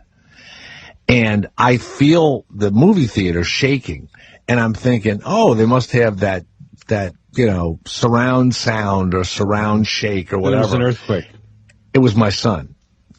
He was shaking uncontrollably by this sand monster. Now, I was kind of enjoying the movie, so I should have known it was not for him. And so then the other movie that I took my kids to was the one with Tim Allen, one of my favorite movies, Galaxy Quest, when they play Star Wars. That was a great movie. Yeah. The monster came on the screen. But now wait a minute. The monster hadn't come on the screen yet. The guy that was running the evil planet. So my little one is about 6 years old at the time, and my other son is like 8, and he was watching it. So the little one's a chicken shit, and he's always wanting to run away and leave, and he didn't like any of it. So I take him out into the lobby. Now the monster the monster from the other planet had not made itself known yet, right? And it looked like a tiger fish. You know these tiger fish that they're catching now, and they say that they're eating up everything, and they're from Vietnam or whatever. Very ugly. He looked just like a tiger fish, but he hadn't appeared yet. My son was just frightened by whatever was happening. I talked to him in the lobby for 5 minutes, and I go, "Look, it's a comedy. Everything is a joke. It's silly and everything else." I hold him. We walk back in, and the screen fills with the guy running the bad plan. He goes, "So you young women!" And my kid went absolutely berserk, and we had to take him to fucking therapy the next week. I'm not kidding you. And it fucked him up so badly. He had nightmares for like a week because of Galaxy Quest. And, so I could never... Now, the Goofy movies I enjoyed. I would go to see the Goofy movies. I like those. And I cried during a Goofy movie, and everybody got upset because he took his son to a rock and roll concert and let him meet the big rock guy. I like, and I was also a part of the Goofy cartoons. I did Goof Troop. I played the man that I played Mr. Sludge. I owned the toxic waste, thing at the end of town. So, but I love that stuff. Goofy. Yeah, my favorite. Roger, you're in San Francisco. Yes, Roger, go ahead. You're naked on a beer delivery. Is that you right now? No, I wish I was. What it says? It says here, Roger is naked on a beer delivery. What does that mean? Yeah. I'm having fun. What's that? Yeah, I got you. Hey, I had a quick comment. I'm surprised you're not a Prince fan, only because he has one song that I always think of you, and it's called Sexy Motherfucker. And I kind of always thought that you were a Prince fan. No. My son, JT, was a Prince fan. No, I've never liked him. I thought he's full of shit. And that women liked him and all that stuff, and I don't know, the girlfriends. He was gayer than Michael Jackson. That's exactly right. I thought he was pretty gay, too. That's exactly correct. And, Jehovah's Witnesses and all that, I'm over all that stuff. And they don't have... Every Jehovah's Witness When did he become a Jehovah's Witness? I don't know. When did you start referring to Jay as a sexy motherfucker? Yeah, that's cool. I don't know. But Roger, listen to this. From San Francisco he's from. Every Jehovah's Witness I know, they don't give presents on Christmas, or they don't do anything on Easter or whatever, but they always do something for the kids the next day. So what's the use? Yeah, my friend Todd, his dad would always take them skiing the day after Christmas. They would go on some trip. Well, that's celebrating. First of all, Christmas is not a religious holiday if you don't want it to be. It's just an American holiday. My children have never been, now listen to this one. My children have never been inside of a church. But you are the biggest, you know so much about religion. I've said this. No, but my kids have never been in a church. I know. They've been in synagogues I can't believe because that. they knew all these Jewish kids that had to be bought a bar mitzvah. But they've never been in a church. My wife is, I don't know, I guess an atheist. I don't know. She doesn't have any interest in it. So every now and again, some friends would come to town. They want to go to this Catholic mission, right? And so I would take them up to the mission. That's where I went to Catholic wedding school up in Santa Barbara. Not probably not too at the far mission. from you. Yeah. The mission, I lived in the mission. That's where Marianne and I went. And, the sign of the cross, and I still feel connected. When I go to New Orleans, I go to St. Louis Cathedral. I go to St. Patrick's Cathedral. It's calm. I'm used to it and everything else. Light a candle. I do all that. I do all that stuff. All of it. Yes, absolutely. Yeah. But, Minnesota What is? Was that again? Well, I was going to say Minnesota seems like a strange place to be a Jehovah's Witness because that's a big Lutheran community, isn't it? Oh, yeah, the Lutherans, if they found out he was a Jehovah's Witness, they'd be stoning him. Oh, forget about it. They would throw stuff. They would throw frozen cod at him. Cod. And tell him to feed 1,000 people with one fish, right? You know what they would do? They would throw pieces of Garrison Keillor at him. Thank you, Roger, of San Francisco. Louis Anderson. Look it up. Matt of New York. Yes, Matt, who did you have yesterday in the Super Bowl?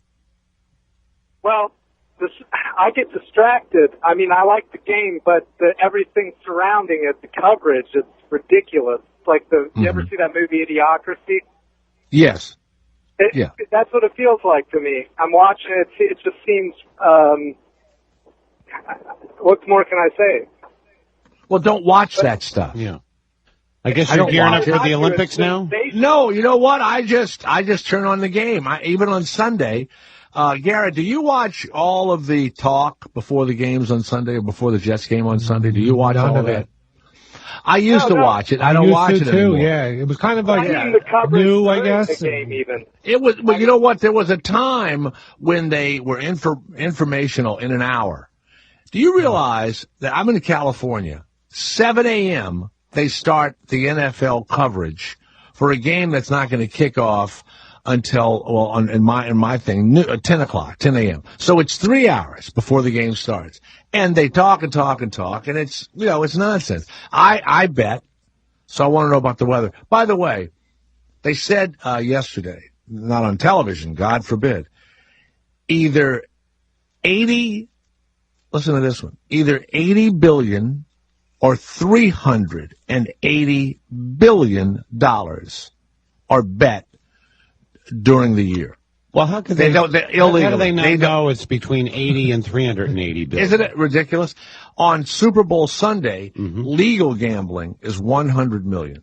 Right. Legal. Okay. And they think that illegal gambling is more like $1 billion. Wow. That our government and the NFL is not allowed. They will not let one guy say on the air, you know what? I think Denver's going to win, but they're not going to cover. You know what I'm saying? Yeah, they will not. Yeah.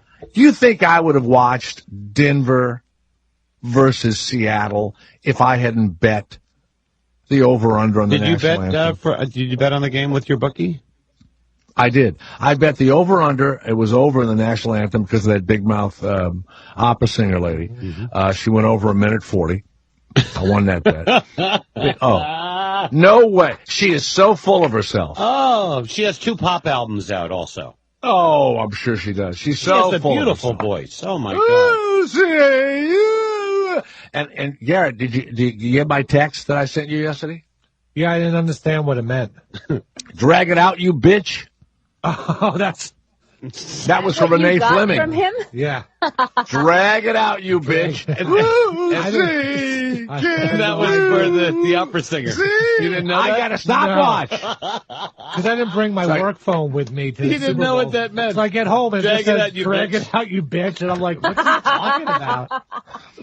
So I call my bookie, and I got some photo you sent, too. Yeah, I call my bookie. Oh, that place? What did you send a photo of? Well, I can't say it on the air. It's hard to believe. It's a real place in L.A. It's hard to believe.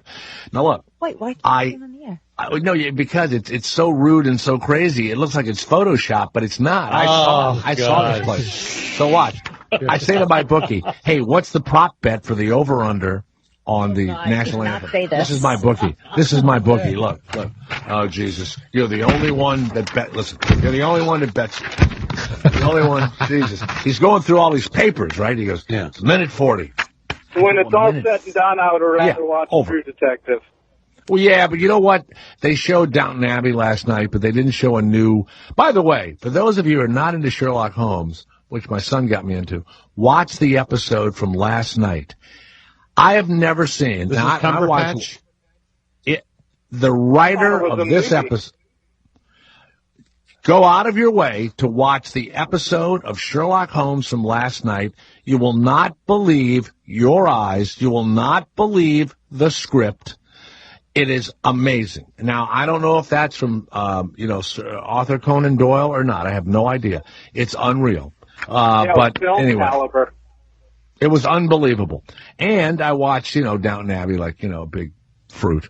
All right. Thank you, Matt, very much. Let's go to Joe, who's in Toronto. Hey, Joe. Yes, Joe. Is everybody sad in Canada about Philip Seymour Hoffman? Are you guys, is the television taken over with him? Well, he's from Rochester, so he's got a connection to, oh, that's right. Sure. Toronto. Sure. You could actually shoot a, what's that? This Soda Stream right over the border there. Right over the lake. Joe, go ahead, Joe. Yes, Joe, go ahead. Hey, Joe. What happened to Joe? Joe's gone. Did you hear about Rob Ford, the mayor of Toronto? No. Got a ticket for jaywalking in Vancouver. Like the whole country is just out to get him. Really? Yeah. Oh, poor fellow. One bad step. He wasn't drunk? I don't think so. He was just jaywalking? Yes. Out for a walk. Are you ready? Are we ready for Brian? Yeah. Brian Kabatek.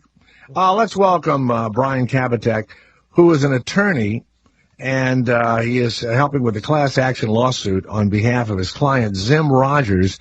And I talked about this. This is just one of many. Is he ready to go?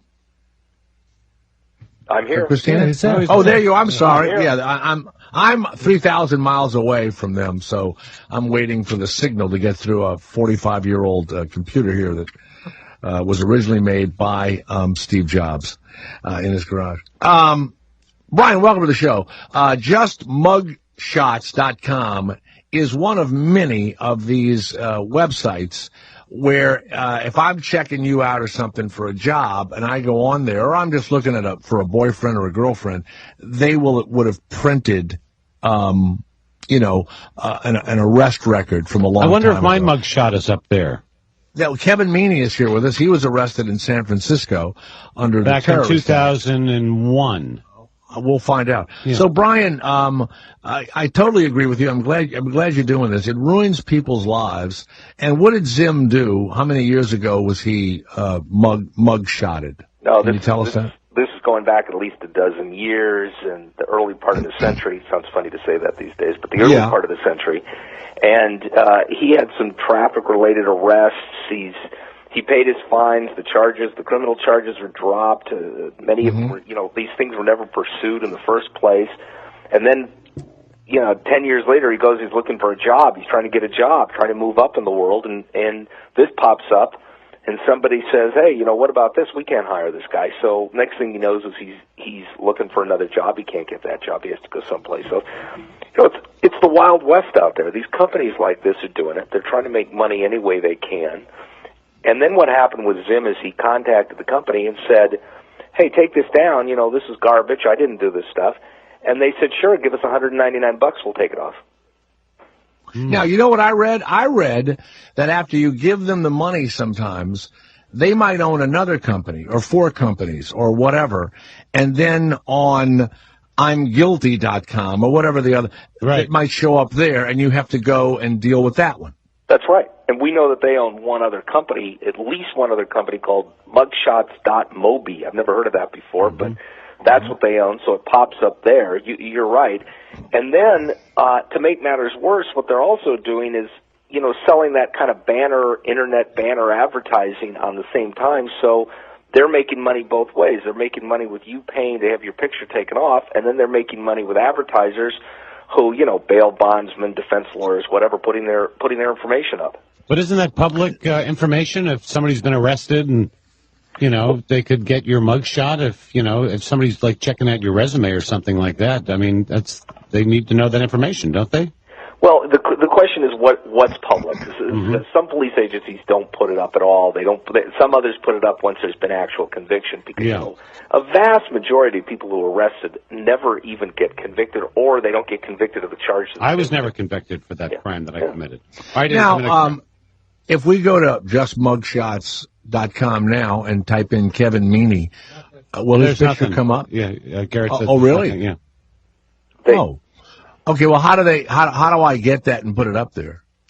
Yeah. Like if I want to put it up there, can I figure out a way to put somebody I know has been arrested, and let's say I want to hurt his reputation. Right. Can I alert one of these places of I guess you would have to go to the San Francisco police to get that mugshot. The mugshot was taken. I remember it being taken. I was in. At least half of the police agencies, probably more, don't release their mugshots. They just don't do it as a matter of course. Some do. Yeah. And it's the ones who release it that enter into contracts sometimes with these agencies, or the agency sends somebody out. And the real question is, are they profiting from it? Because if they're profiting from somebody else's likeness, at least, out here in California, that's against the law. You can't profit from someone's likeness and their picture. That's called misappropriation. And you can't misappropriate someone. Wait a minute. What about Jerry Brown in California, trying to get, them to stop printing paparazzi pictures of famous people They do that all the time, and they're having a special session. Certainly they profit with that. Yeah, they profit with that all the time. Well, there's paparazzi, of course, are different because these are public figures, and public figures that go out into the difference in California is paparazzi that go out into the public have their picture taken, knowing that they're going to have their picture taken. The issue, and I know exactly what you're talking about. The issue is when it's photos taken over the hedge into somebody's private life or their kids. Right. They're kids. The kids aren't public figures. Right. Okay. So when you say it's a class action suit, would it only be for California? Yeah, this is only California. We kept this very tight, very controlled. Because if we can get them in California, maybe we can stop their practice in the whole country. And this way, I can keep it in California courts, and I can litigate the case under California law. And what do you think they make from people's mugshots? What kind of money are we talking? Millions? What blows me away every single time I do an internet case is how much money these companies make. I don't have any idea of how much this company makes, but it always stuns me that some little website someplace, putting the porn industry off to the side, some little website someplace is actually making a lot of money off of what they're doing. Well, what could they be making? I mean, what kind of money? Millions. How could they be making millions of dollars of mugshots? Most of us have been a lot of us have been arrested for. I happen to have never been arrested, thank God. But Garrett, have you ever been arrested for anything? No, never.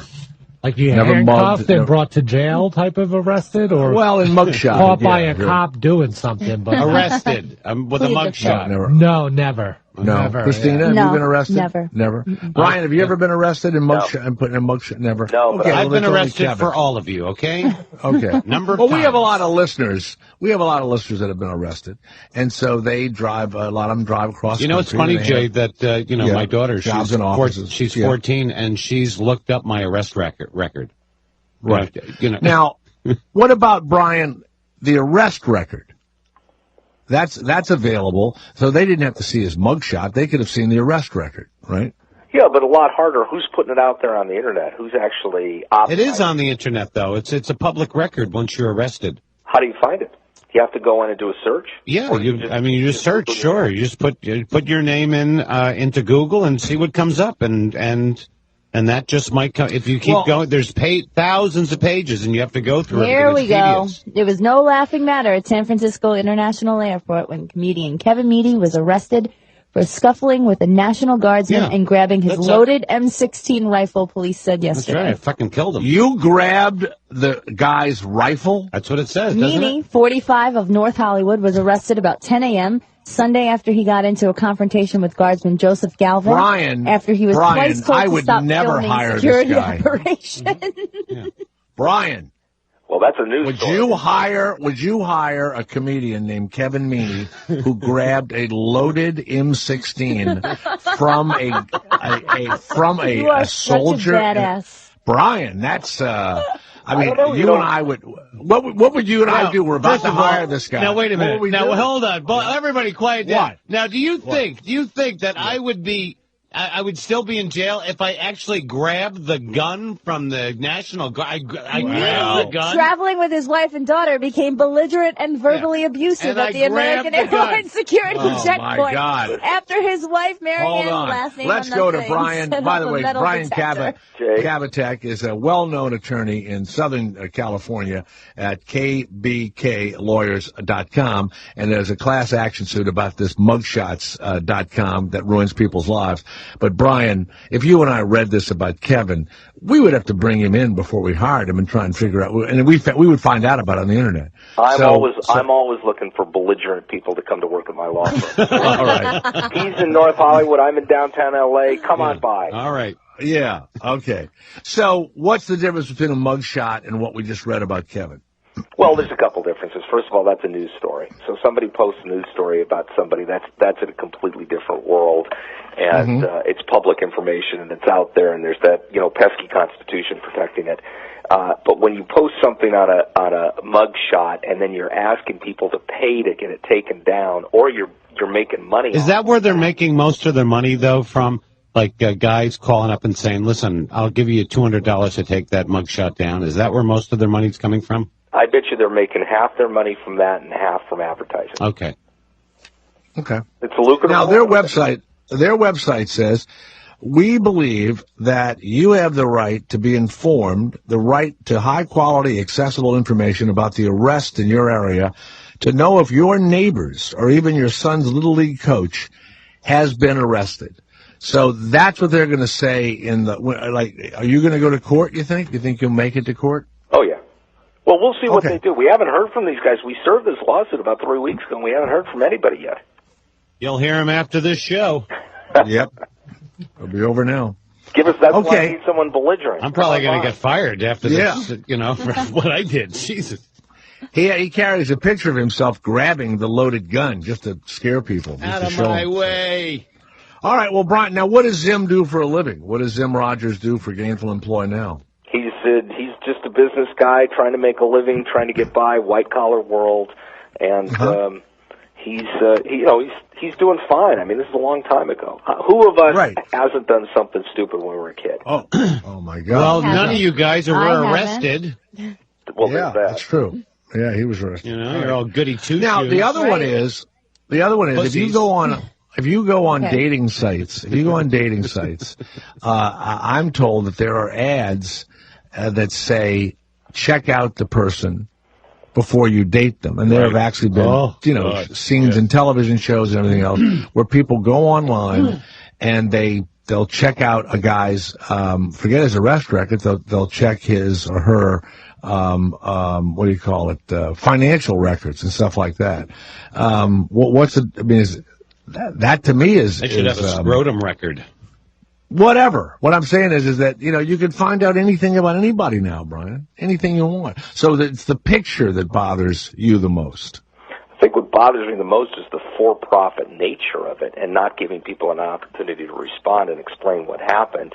And I think I haven't been on any dating sites, and I'm not planning to go on any dating sites, but, it's what information is available. I'll tell you what else bothers me about this is apparently, and at least we allege in the complaint, that they're out there optimizing the name of the person. So, if they took your name, somebody's sitting in a bunker someplace doing what they can so it gets primary placement on Google and it doesn't end up on the 35th page of your Google page. Mm-hmm. You know what I mean? So they're getting the picture right up there, so it's one of the first things that pops up is somebody's arrest picture. And of course they're doing that because they know that we all vanity Google ourselves, at least those of us willing to admit it, and they know that you're going to see your own picture, and the next thing you go is, holy cow, I got to get that off. What's it going to do for me to get that picture off the internet? So if he paid $1.99, they would take it down. Would it have shown up on their other site or other independent sites? I don't know that. That's a good question. I don't know if that's true. I mean, are there 5 sites? Could it have cost him $1,000? I just know the 2 sites, and who knows, who else is operating out there, but we're looking. So if people are listening to me in California and this has happened to them, can they contact you? Absolutely. Okay. Absolutely. So it's Brian Kabatek, K as in King, B as in boy, K as in King, lawyers.com, and he's specifically doing this class action in California. All right, well, Brian, thanks very much, because I'm totally against the unauthorized photographs. I'm even against them of celebrities, and I'm not a big celebrity, and neither is Kevin. You can take our picture if we want. I mean, we're nice, but I just think that we make our money as celebrities. Jay's a big celebrity, okay, Brian? Hey, I know him. Okay, but here's the deal. Hey, but here's Kevin, the deal. But here's the deal. Yeah. But here's the deal. If a guy takes my picture in a compromising position or shows me, looking bad or whatever, and I make my living looking good and being an entertainer, that's always pissed me off that I can't stop him. And yet, if you and I go on the street to do a documentary, we have to hand out releases to anybody in the background. And if they don't sign them, we have to pixelate their face out. So what's the difference? Well, what's the difference? There's a number of differences. One is you're making some profit off it. If you're doing a documentary, you're being careful. You're not misrepresenting somebody. And ultimately, at the end of the day, it's the First Amendment celebrity issue, and whether there's an invasion of privacy. And if you're a public figure, even a small public figure, you still have different constitutional rights and protections than private citizens. You mean the First Amendment? There's a special thing for celebrities. I didn't know that. Public figures, yeah. Really? Sullivan versus New York Times, case that's about 40 years old now, says that. It says public figures are treated differently than the regular public. And the public figure is a pretty broad definition. It could be somebody who is a public figure for 15 minutes because they're involved in something. They become a public figure for that purpose, though. Yeah. But if you're a celebrity, you're a public figure. Okay. I'm a celebrity. All right, well, Brian Kabatek, attorney in California, is a class action suit in California over mugshots. Brian, you're a celebrity now because you're on the Jay Thomas Show. Do you know that? Be careful. Yeah, my life will change forever. It will. And take your picture. Brian, thank you very much. Thank you, Jay. I appreciate it. Pleasure. Okay, thank you. Very nice guy. By the way, Jay, the Harry Potter controversy comes. Harry Potter, I don't know if this is true or not, first appeared in a low-budget movie called Troll. Now, this woman was sued by a number of people that said that she didn't just make this stuff up. Right. But there was a character named Harry Potter in a low-budget film called Troll, which came out about... She bought everybody out. Before the books. The creators wanted to make the film, but they were warned about using the name Harry Potter, which they had originally come up with. Wow. Yeah, I've heard all kind of stuff about her. You know, she was homeless, no money, but she and did her win. Ex-husband. She did win. She won in the them long all. run. She won. You know. You ever hear about the ex-husband? No. She had this ex-husband who was from Spain or something, or Portugal. She has this kid with him. Yeah. And she becomes hugely successful. And then he sues her. What's her name again? Rowling's? J.K. J.K., yeah. Rowling. Yeah, J.K. Rowling. Yeah. He sues her for alimony and child support and all kind of other stuff. So, yeah, that people were all... Now, I mean, I'm glad the woman had Did she win? success. Did he win, the guy, or...? No, I don't think... I think she crushed everybody, you know. Do you realize that there was a point in time that next to the Queen of England, she was the second richest woman? Yeah, absolutely. In England? That book made so much money, and then the movies and the sequels and the prequels. You know who's really rich? All of the kids. The kids are... Now, when people ask me about residuals and all of that stuff, forget all of that. They couldn't do the movie without those specific actors and actresses. I mean, they could, but you're not going to get rid of Hermione or whoever the buddy was or whatever. Ron. And so they were paid just millions and millions of dollars and pieces of the back end, which, you know, if they made it right, if they got... What about that Daniel Radcliffe who played Harry Potter? He must have made so much money. But wasn't that deal worked out, you know, when they first inked the first movie, you know, let me tell you what, if you got a shitty deal and they try and make the next one, and I know there's some sitcoms, right, and they try to make the next one, what happens is when the budget for the next one changes, you are allowed to tear up your deal. Because that deal was made under the auspices of a $40 million movie. Right, yeah. Right. Same thing in a sitcom. If the studio starts to get a larger fee to make the sitcom, your contract becomes null and void. So that's how. And you can renegotiate then. Or you can say, I won't do the next one. Yeah. Not doing and it. they'll have to find another. Well, they might find another Harry Potter, assholes. Yeah, see? Yeah, see? Yeah, see? Yeah.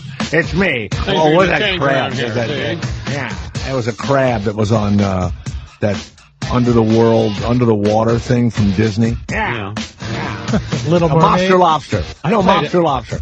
Yeah, see, I'm Monster Lobster. See? Yeah, I read for that. Yeah, see? Yeah, see? Yeah. SpongeBob's sidekick is... Jay Thomas, the afternoon drive show. Jay Thomas. Indy. Sirius XM 104 and on the Sirius XM app for smartphones. With really, bad stuff, that's going to kill you. But why would that drug dealer cut it with bad stuff? Then you just lose your money. No, they cut stuff all the time. They cut it. You cut it with stuff that doesn't kill anyone. Right, exactly. Well, you don't know what they're not chemists, they're drug dealers. I mean, I knew a guy that used to sell coke, and he used to, he'd get the coke and get whatever amount it was, and then he would take baby laxative and then add baby laxative to it. And then he goes, yeah, taste it. It's still, it doesn't taste that bad. And you do a bump. You go, yeah, it's not bad, And then I would go down and I'd steal it, because he would keep it at the house. So I would go down and take something out of every package. You would steal you kept shitting your diaper? I'd shit my pants all night. Yeah. Well, yeah, I would steal the coke. I would steal the coke from the coke dealer. It was horrible. That's why when you would do blow, and you'd go to the bathroom immediately. So I'm lucky I'm alive. I really am. Well, you're lucky that you weren't. You're lucky that you weren't gay when people were getting AIDS. Oh, I was. Still gay. Are. But you weren't doing. Were you doing anything? No. I would do like really weird, very things that wouldn't put anybody at risk. So it was. Okay. It was I can't never. imagine what that is, and I don't. It would even just want to be hear this. jerking off with somebody. That would be about it. Wow. And that's really lame. Garrett and I have done that. That's not gay. That's just hanging out and you're bored. You're just bored.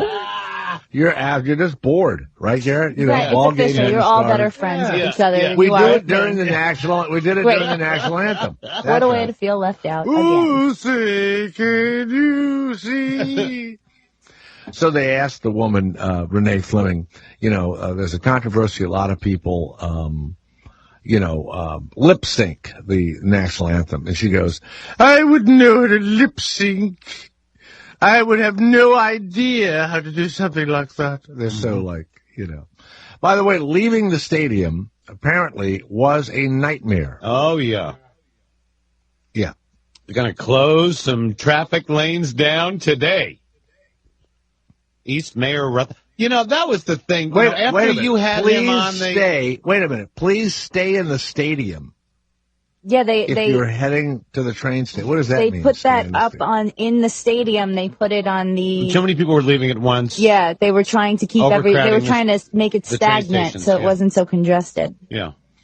Jay, I won the Super Bowl, but I lost the mass transit bowl. So it was just all. Well, you know what? It's always the stadium good. Isn't built correctly, and the way they have people exit is it's like a 2-lane escalator, but and it's like a mall where you go down one floor and you have to walk around and then go down another floor, and it's not fast enough, so the escalator comes down and there's nowhere to go, and there's everyone trying to walk, but it's too crowded, so you just pile up into these little sections on each floor. So they had to shut down one lane of the escalator to slow people down from getting out. It was just a sea of people. But if people are all leaving at the same time, there's nothing you could do. They just designed it poorly. But didn't they Didn't they know that was going to happen? Yeah, didn't it's happening. Yeah, absolutely. I went to the games every day. Did the East Rutherford mayor?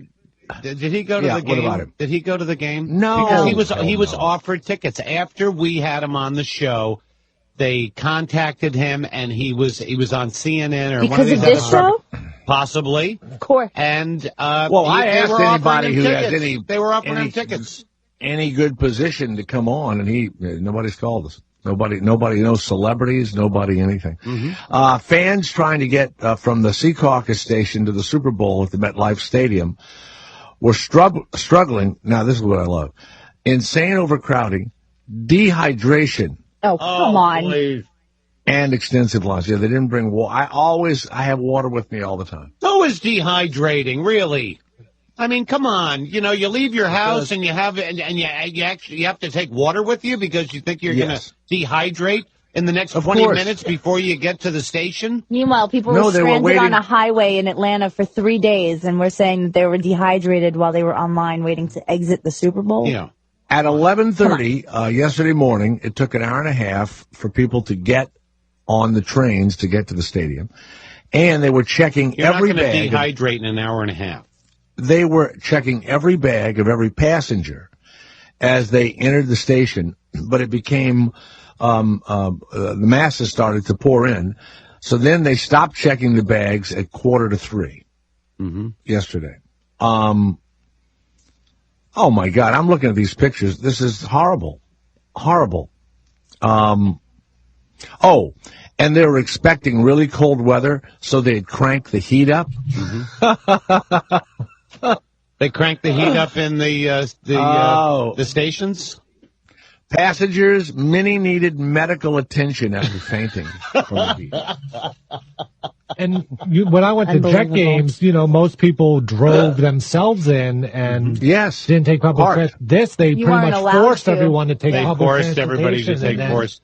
Yeah. Once you were in line, you were stuck. There was nowhere for passengers to exit the station, though hordes of people were waiting. Thousands cannot get out of the state. If you wanted to get out, let's say you said, screw it. I'm not going to the game. I'm leaving. Couldn't get out. But you have to say that crowd at that Super Bowl game, they were an amazing crowd. Weren't they? I mean, I don't know. I watched from the Lifetime. beginning. The beginning. What do you mean? What are they supposed to be? They were like so pumped up, and they were just rooting for each team. I thought so. I thought they were a great crowd. Well, you know what, Garrett? We better do some audio or video, because not everything was the silver lining that Kevin thinks it was. Well, first of all, on Fox News, two people began to talk about the game and didn't know much about the game. Well, that'd be like me. The woman knew about the game, but there was me. Is it a doctor who's on with her? Yeah, they're doing like a Super Bowl heart healthy kind of segment. Sanjay It's not Fox Gupta? News. It's like a local Fox doing the news. Okay. Local news. Okay, let's hear them do a heart healthy and listen to who he thinks is going to be the quarterback. I think I know Okay who to have a buffalo wing or something like that, but I think if it's done in moderation and with moderation and alcohol and driving safe, I think those are key things to remember. All right, who are you calling for in the big game? You're going to watch the game? I am. I'm a Brady fan. He's a University of Michigan graduate, so go my Patriots. God. An idiot. All right. I don't know. I haven't made my prediction yet. She has no idea. We have Peyton Manning, and then I don't even know who the quarterback is for the. No, not Peyton Manning. They're out. The Seahawks my God. really got me, but I've been following the Patriots, and I think Brady's going to pull it off. Oh my God! The Seattle Seahawks. Yeah. Denver. Seattle, At least she knew the teams. I'm going to save my God. ass right now, I have to tell and you, we're out. That is brilliant. Absolutely brilliant. I mean, can you imagine the cameraman? They're all automated cameras now over there at Fox. So I mean, I know a guy that works over Garrett at NBC. says that's a local. That's a local. Yeah, but they're still automated, a lot of the cameras. Yeah. And my friend Michael, he runs all the automated cameras in this little room over at NBC. For all the Rachel Maddow, Ed the Ed. Yeah, show, but there are that people stuff. in the building. Yeah, but there's no camera people out on the floor anymore. And then, of course, during the MVP, a guy runs up who is a 9/11 truther. Yeah.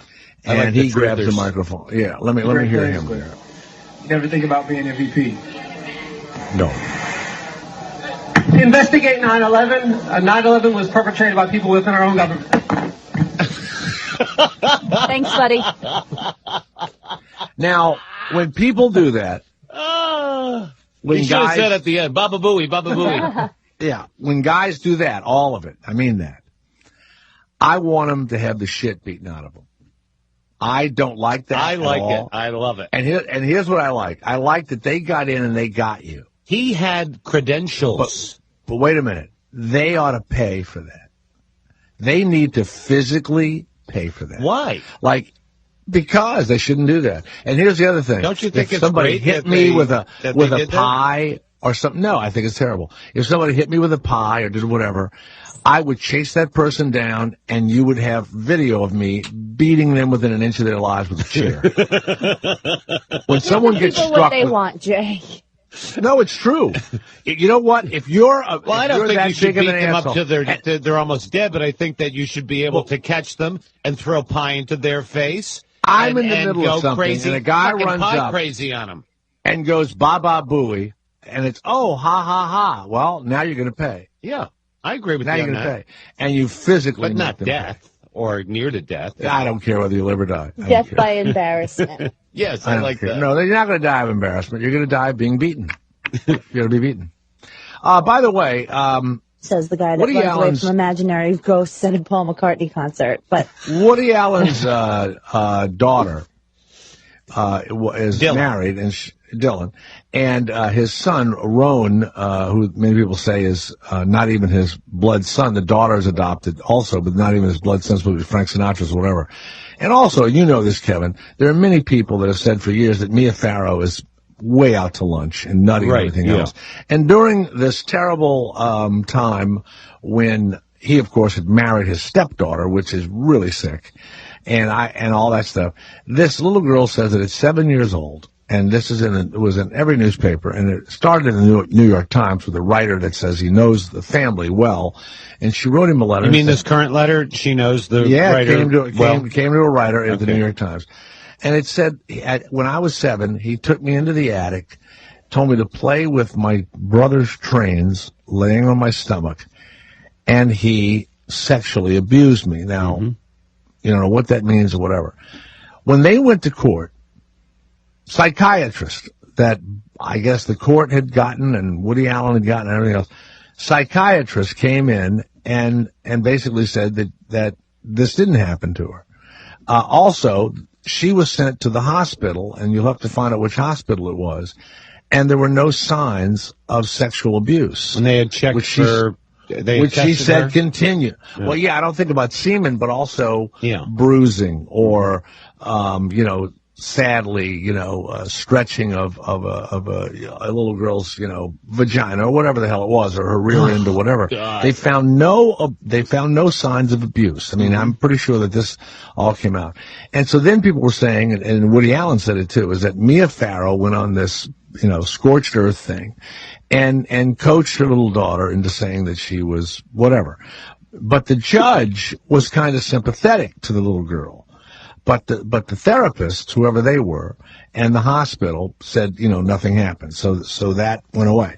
So now he's about to, he's nominated for all kind of stuff, an Academy Award and everything else. And that's why she's doing it.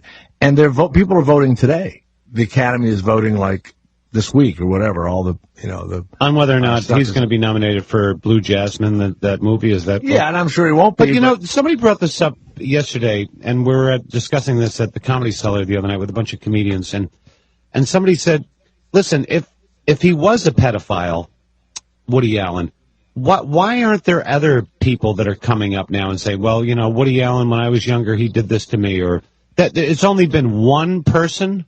Just his adopted daughter there is the only person of... that he's ever molested. Nobody's ever made an accusation. Not even an accusation. He loves young women, and so let's take Mariel Hemingway. Yeah, but that young women, I mean, 17 when he did the movie. But a 7-year-old is that and somebody they explained that the other day, and that's what pedophilia is.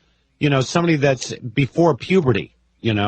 So that once you reach puberty, it's a different ball game, but. It's still called pedophilia, but it's really, Well, if he's innocent, it's it's a terrible thing. Now, here's the deal.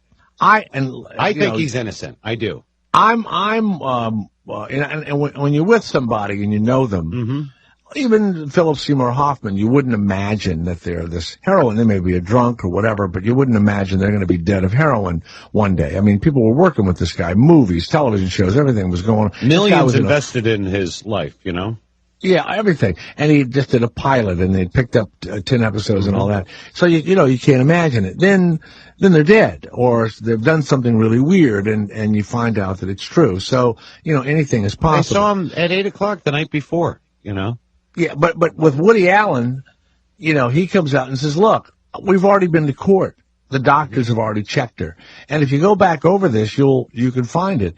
And Mia Farrow is in there, angry as hell, because she found a naked picture of her daughter, Soon Yi. Now, Soon Yi and Mia Farrow did not get along, pretty typical teenager kind of anger at her mother. And so Soon Yi starts fucking her stepdad. Now, but she was of age at that time, though. Yes, she was that's 19 true, years old. But look, and he never lived with Mia Farrow, ever. You know what? That's all very weak, okay? If my stepdaughter... He never stayed a night there. Ever. Yeah, but if my The whole stepdaughter starts fucking me, there are millions of other people that you can choose. Absolutely true, yeah. But she was the one, she encouraged it. She encouraged Woody Allen and Sue to have a relationship. Because she wasn't doing, so she said, why don't you... But not that kind of relationship. I know, but why don't you bring Sue to the basketball game? So she was the one who got them together, and then they eventually fell in love. So, if I have Christina, take one of my kids to the basketball game, I don't expect her to blow them as they're in the parking lot. Well, the kids do. Absolutely, with all the kitty talk on this Hey, show. Garrett, take my daughter to the, to the football game. Next thing you know, will he's she blow fucking me? her. I don't. No, Oh, damn it. hope not. But Soon Yi is the one that put the Polaroid up of herself naked so her mother would find it. Yeah. See, I was only around her a little bit, but there's a documentary of them in Paris. I don't think Soon Yi and Woody are bad people. I don't. I think that Mia Farrow is completely out of her mind, and has really turned on those. Has ruined those kids' lives, especially Dylan, and she's changed her name and she lives in Florida now. I have people sad. that, relatives that have gone through therapy and they had these belated, whatever it is, ideas about somebody molested them when they were little. I know people like that. They didn't know it until they went to therapy. And I'm thinking, what is that? What is that called again? It's some. I don't know. It's some kind of therapy that repressed. I don't know. Pardon that? Yeah, it's repressed memory, post-traumatic, something, whatever the deal is. Ira, the weatherman, is on the phone. Yes, Ira, go ahead, Ira. Yes, Ira. Yeah. Oh, Jesus. We have 7.5 inches of snow in the city of New York. 7.5 inches of snow coming tonight. And it's still coming down. Yes, it's still coming down. Now, did you watch the Yeah. Yikes. What happened to tonight? It's going to be around 25 degrees, and tomorrow 30 degrees. The partly cloudy skies with more snow coming tomorrow night. Yes. Sounds like you're making an 4 to excuse. 7 inches tomorrow night. Yeah. Now, didn't you say it was going to snow for the Super Bowl? But it was lovely weather, actually. 50 degrees. Yes, I did. But we had 50-degree weather yesterday. Never apologizes, this man. Never apologizes. Do you feel you owe everybody an apology? I owe everybody an apology. Well, there you go. Ira, do you think there's weather machines so people can create weather, and they made it nice for the Super Bowl? Oh, yes. Sometimes, yes. Okay. A giant machine, like a Tesla type of arc machine that can do the weather. You believe that? Well, they can't do the weather out there. No. All right. Now, Ira, here's another thing. Next week, there's going to be another big doozy of a storm coming up the coast Sunday into Monday. A doozy. Ooh. Now, Ira, hold on a second. Where did you watch the Super Bowl yesterday? With Norma? I didn't watch the Super Bowl. Jay, I was disgusted altogether. Really? I went to Yonkers, and 6:30, I hit on the machine, and I ran out from Yonkers racetrack. Right. How much did you win? Oh, yeah, I did good. I broke out good. When a person breaks out good, breaks out good. All right, now listen. Where did you watch? Did you watch the Super Bowl at all? No, I did not. What about the halftime show? I watched some of my DVDs. I watched Imagine That by Eddie Murphy, Ice Palace, and Identity. What do you think of Bruno Mars? You like him? I don't like him too much. All right. Well, there's Ira the weatherman on the day after the Super Bowl that he predicted heavy snows, and he was one day late. All right, well, that's good. Thank you, Ira. Just a few hours late, that's all. Thank you. Pretty amazing. What? I'll be down on so scary. Wednesday. Yes, okay. All right, we'll see you then. Yes. All right. Bye, His phone Ira. has phlegm. His phone has phlegm in it. He's got a lot of phlegm today. Let's go to Elizabeth. Hello, Elizabeth. Who was in Texas? Yes, Elizabeth, go ahead. Elizabeth in Texas. Okay, I'll have to put on my Texas accent. No, where are you? I'm in Where are you? California. Oh, I'm sorry. So Elizabeth of California, go ahead. Anyhow, I just wanted to chime in on the Woody Allen Sure. thing. None of us were there. We don't really know what happened. But I just wanted to point out that really Mia's children were the only children he had access to. It's not like he had a Neverland ranch with a Ferris wheel and animals and stuff. So, Sure. And a lot of pedophiles do only molest a couple of children. And that's it? I was Yeah. molested Yeah. by a cousin as a child, as was my sister. And to our knowledge, he never molested anyone else. And my sister did repress that memory. I never did. And when I brought it up to her when we were adults, she told me I was crazy. And then she saw him going upstairs with her 2-year-old daughter. Oh, my And it Whoopsie. all came flooding back. Oh my Oh, my God, Did you're she right. run up? Did she run up the stairs at that moment and snatch the child Yes, away? she did. Wow. And she just said, "Oh, come here, Did- Jessie." That was her. Did you turn the cousin into the authorities? You know, we didn't. We confronted him, and we all went out and had drinks because we remained close. Wait a all went out and minute. had Wait drinks. a minute. Now let me ask a question. This is a tough one, and no, but we don't know who you are. When you say he molested you, did he put his penis inside of you and your sister? He did not put his penis inside of me ever, and my sister gave him oral favors. And we could not wait to see him. We would go over to the house where, you know, my aunts and everyone lived, run upstairs, could not wait to see the cousin, because that's not all we did together. He was a very fun person. He has passed on now. But when this came out in our family, it tore the shit out of our family. I mean, Okay, hold on a minute. Let me go back to something. Now, how old was your sister? My sister is 2 years older than I, and I'm going to say... At this time, how old was your sister? Yes, I'm going to say she was 7 and I was 5. Oh. And how old was the cousin? He was early 20s. Oh, my Oh, God. Jesus. I know. And then he... Oh, Jesus. So if he was 10 years old, I would say, you know, it's child's play, but so he pulled his 20-year-old penis out to the 7-year-old girl, played dolly with the penis. Oh, God. Oh, hard. He told us that he was actually, as adults, when we confronted him, you know, he started crying. He said he had gotten therapy and never touched another kid, blah, blah, blah. But, you know, which we don't know if he did or not. Well, he most likely did. I mean, he most likely did. Yeah.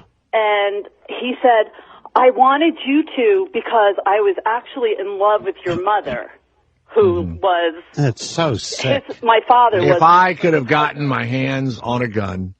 talk to me. I know. And Garrett, do you think he went to therapy, Garrett? Do I think he... Do you think when they confronted him, do you think he went to therapy? Do you think he went to therapy? He went to therapy for like 2 sessions and then was like, oh, I don't need this. Nobody talks about I'm not as crazy pedophilia as these people. in therapy, because the minute you mention that in therapy, the therapist by law has to report you. So, Oh, really? Yeah. Oh, I didn't know that. Yeah, so there's Well, no you know what? discussion about... Then you know something? I made a big mistake last Tuesday night. Oh boy. Oh Jesus. You know what? There've been some phone numbers coming up on my phone. I don't recognize them. Oh boy. One of them starts 911. Whoopsie. I'm in real trouble now. Now, when you hear the Woody Allen thing, do you tend to believe? Yeah. I mean, they went to court. The hospital checked the little girl out and everything else. The therapist sided with Woody, not his therapist. The court therapist and all that. But the judge, for some reason, even though he didn't do anything to Woody, you know, he was kind of siding with the little girl. Said What do you think? They could possibly move on with it, but they didn't. You know, I just think every case is different, and we don't know. She does not say in that letter that he actually entered her.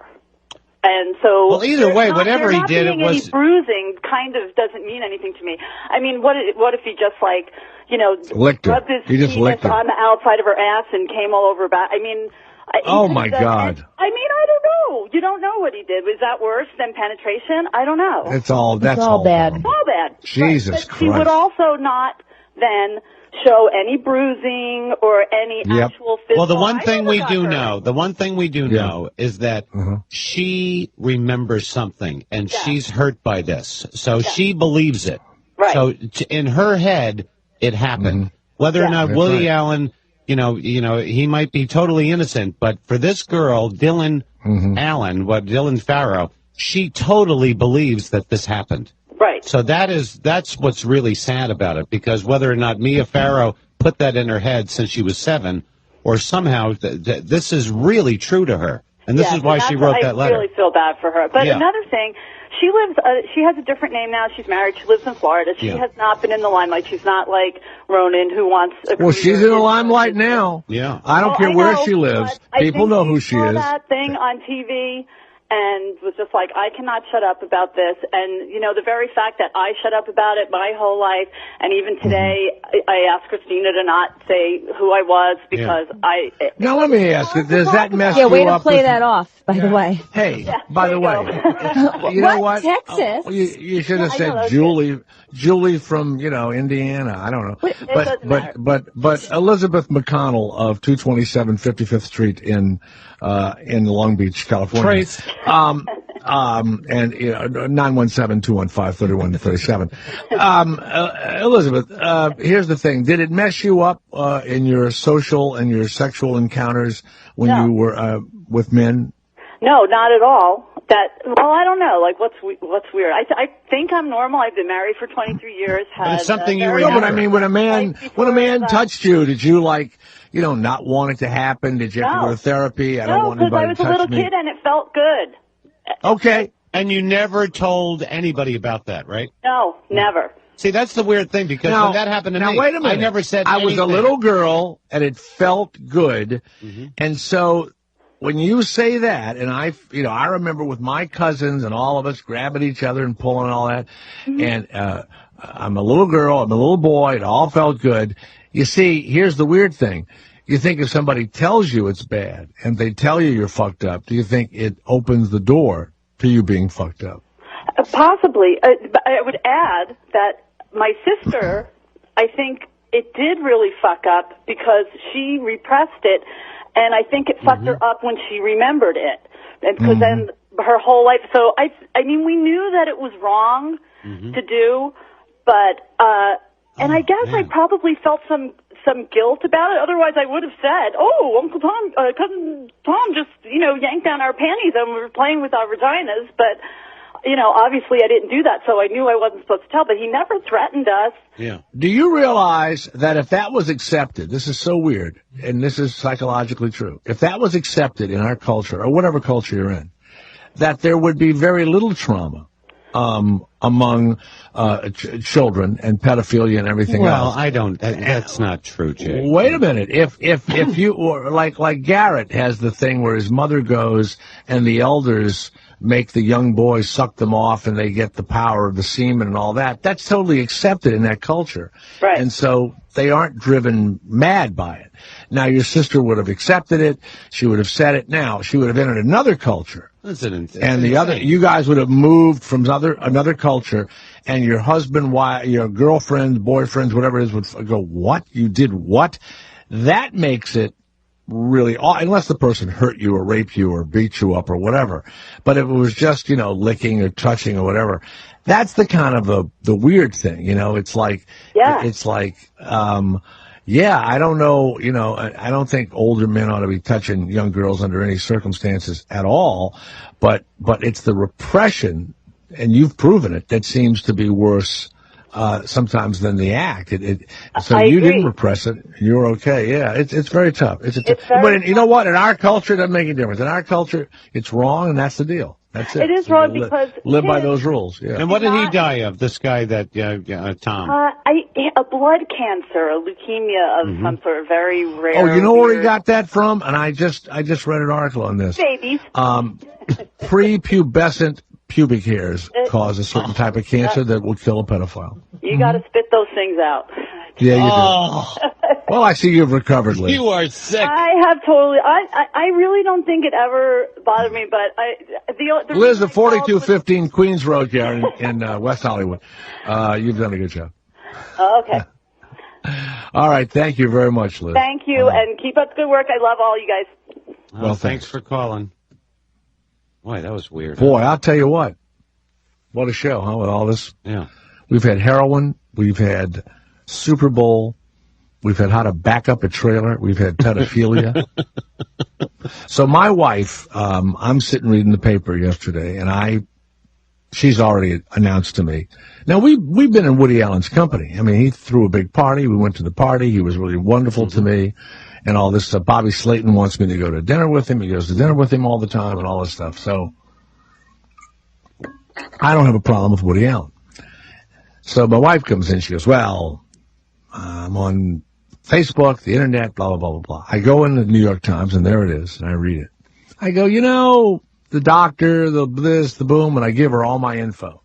She goes, you're not supposed to be swimming in your family pool. That's what she said. That's her quote. Mm-hmm. I go, I was so stupid. I went, what? He did something to her in the pool? No! I mean in the genetic pool of your, whatever it was, your extended family or whatever. I went, Oh, okay. So now it's quiet, right? I know to be quiet. I go, so let's say he calls me and offers me a job in his next movie. What do I do without a beat? You take it. That's it. That's the weird part. And you too, right? Let's say you even believed it. You would take it. Well, like she's called out. The thing is, Dylan. Would you work for Roman Polanski? Would you fly to Europe and do a couple of scenes at in this Roman stage Polanski? of my career? I would pretty much do anything, Jay. Okay. But she's called out. Dylan Farrow is called out. Kate Blanchett. Oh, by the way, Bobby Alan Slayton's doing a movie. He's doing a movie called 200 Grand and Me. Is he? Just read that. It's about his yearly salary? Yeah. Oh, no, I heard that was bullshit. I heard that was total bullshit. Hey, Garrett, it only took me an hour and a half to get a joke out of that. Wow. For those of you that just tuned in, I apologize. Oh, wow. And I'm like, really? Really? I'm like, that is total bullshit. I'm not going to say anything about that, but it's total bullshit. I interrupted you. We just redid the bit for those of you that missed it. Yes. What were you saying? I'm sorry, I interrupted you. Yes. I don't know. Yeah. Lost it. Farrow. Dylan Farrow. Oh, yeah, but she's called out all of the people that have just worked in Blue Jasmine, and said, how can you do this movie? Yeah. And then Alec Baldwin went on a tear and said, tweeted something out. And then, of course, later, what did he do? He took that tweet down because he tweets something out and then he panics and, because it's all driven by anger, all this tweets. Yep. Then he has to take By the way, down. Is there anybody that doesn't think that Alec Baldwin and this 30-year-old woman he's with the baby is not going to break up at some point? Anybody? I would bet on that. I would definitely bet on that. I would say either he would, that the relationship won't last, another couple of years, or he'll end up killing her. Mm-hmm. Let's go to Kelly of Utah. Yes, Kelly, go ahead. What did you call about? Hey, Jay, how's it going? Good. So I sent you an email a few weeks ago about a book I wrote. Expected to be a girl every time. You wrote? No, I didn't. No, I knew it wasn't a girl. I know. You wrote a book, and you sent me an email. Did I mention the book? I guess you did. I got some messages on Facebook about it. Any What's more the name sales? Of the book? What's the name of the book? Sorry? What's the name of the book? The book was called Abstract Canyon. Right, I do remember that. Great book. And you only had a few copies left, and have you sold out of them, and you'll never do it again? Probably. But I was gonna tell you a story about what you guys what you guys are talking about, and one that I wrote in the book. Wait a minute. On pedophilia? Well, similar. Something that happened to me when I was young. All right, go ahead. Well, basically, I wrote about this in the book. There's a kid that lived down the road from me, and we were friends, and I went over to his house one day. He basically locked me in this room and told me that he wanted to suck my penis for 15 seconds and that his cousin made him do it all the time. And it really fucked me up for years and years. I mean, therapy, all kinds of stuff. And the way I remember it, I basically busted out of his window and ran home crying, you know. And how old were you? Now, Kevin is laughing because he would have enjoyed this experience. No, I just want to know how old he was, that's all. You did not enjoy it. I was about 7 years old. Oh, my God, that's terrible. And well, it wouldn't have been terrible for you, Kevin. No, you would have liked listen, at 7 years old, you don't know what, that I probably would have been all upset myself and cried and ran home. Absolutely. I was so into touching myself and doing things and everything else. Oh, we all I would have been, if it had been a little kid close to my age, but was it an older guy? Was it a bigger guy? He was my age, but it was the way he did it. He was like furiously like holding on to the door handle, like scratching, being all crazy, like grating his teeth and telling me that I had to let him do it. And that, like I said, his cousin made him do it all the time. And it was really, really like intense and weird. And I didn't know what to do. I knew it felt wrong. He scared you. Okay, I got you. And his cousin had turned him into now Kevin, listen to this. You think his cousin turned him into a homosexual? I don't think he is out of the closet. He came out of the closet a couple years after high school. Mm-hmm. And I bumped into him one night in a drunken rampage probably about 10 years ago, and I about lost it. And it's a good thing that there was a bunch of people there, and I've tried to come to terms with all that stuff, and a lot of this stuff is in the book, but what's the name of the book again? Abstract Canyon. Abstract Canyon. You know what? You ought to have another one called Cum Canyon. You're the worst. Put Cum really Canyon in there. Yeah, the Cum Canyon. Your Cum Canyon. Well, when I was 15 years old, I fell out of the back of a pickup truck and basically was drug underneath it, and my head got basically crushed by the tire, and I was in a coma, paralyzed, all the works. So, a lot Did he come to visit you and suck you off in the hospital? Fuck no. Hell no. No. What is wrong with you, Jay? What is wrong with you? You know what? I want the story behind the story. Well. All right. Well, Kelly, listen, Kelly. I give you permission to get over it. Okay? Oh, well, thank you, Jay. I appreciate that. A therapist told me that once.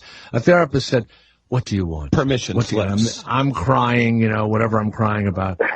I give you permission to forgive yourself. Well, you know what? I give you permission. I give you permission to get over it. Okay, we're not holding it. Garrett, do you hold it against him? 7 years old, a guy scratching at the door. I'm still holding back my permission.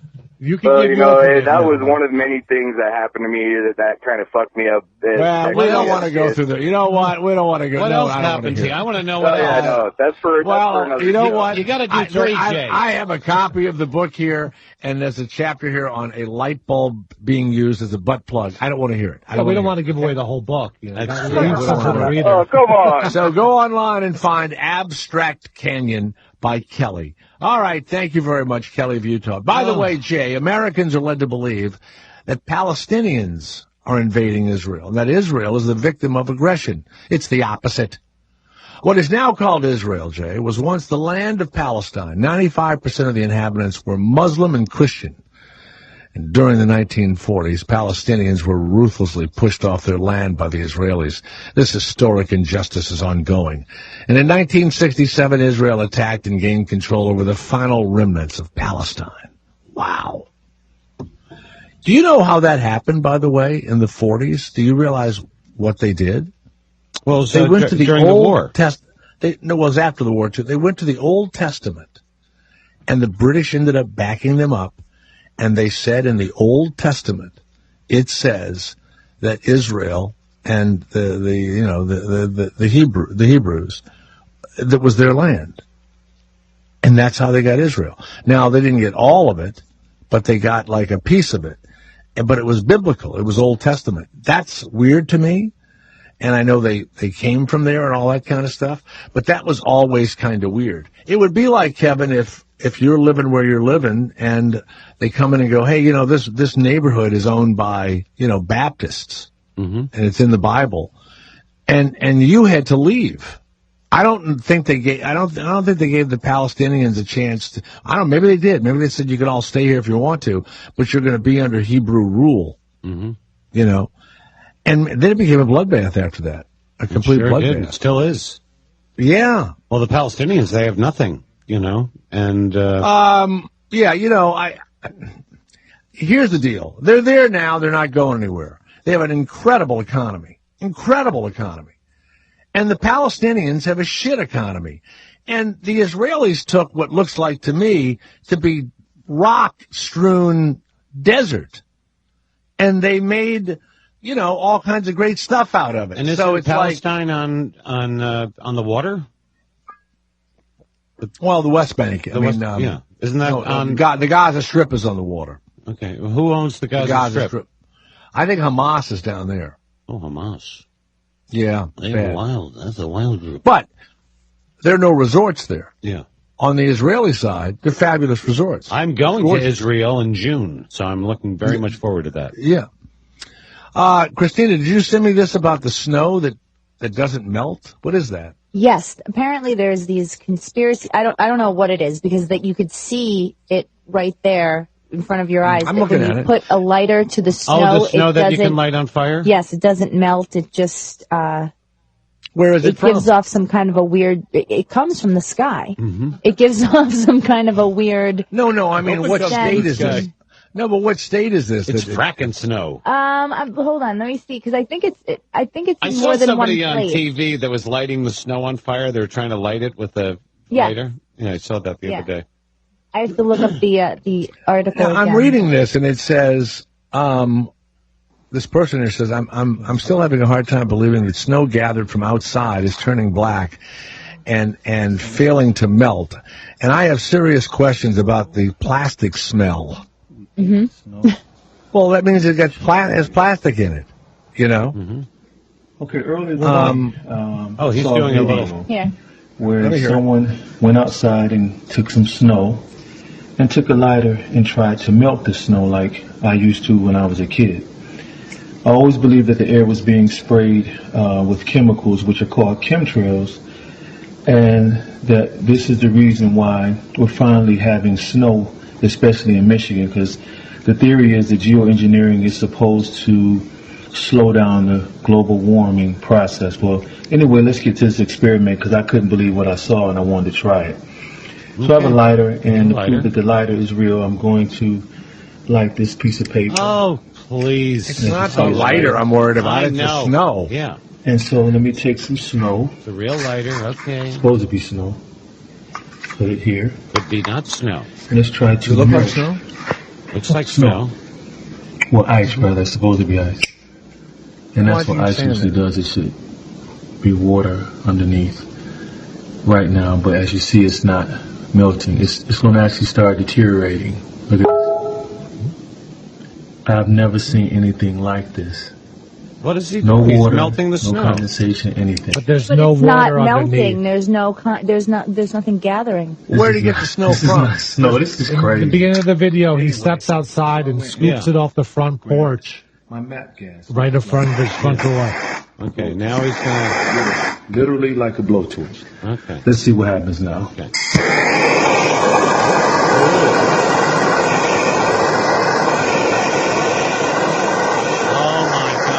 Where is the water? This is not snow. This is crazy. Wow, that is insane. What are they spraying in our air?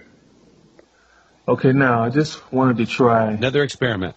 An ice cube. You know, just a regular ice cube. Yeah. To see what happens when I light an ice cube with a lighter. Okay. Look at that. Well, maybe the snow is different, you know. Now, the ice cube's melting, right? Closely, you can see. And there's water. Beads of water. All right, Garrett, tonight, do you have one of these plastic lighter things in your apartment? I might. What, like a blowtorch? I might have one of those get too. some snow.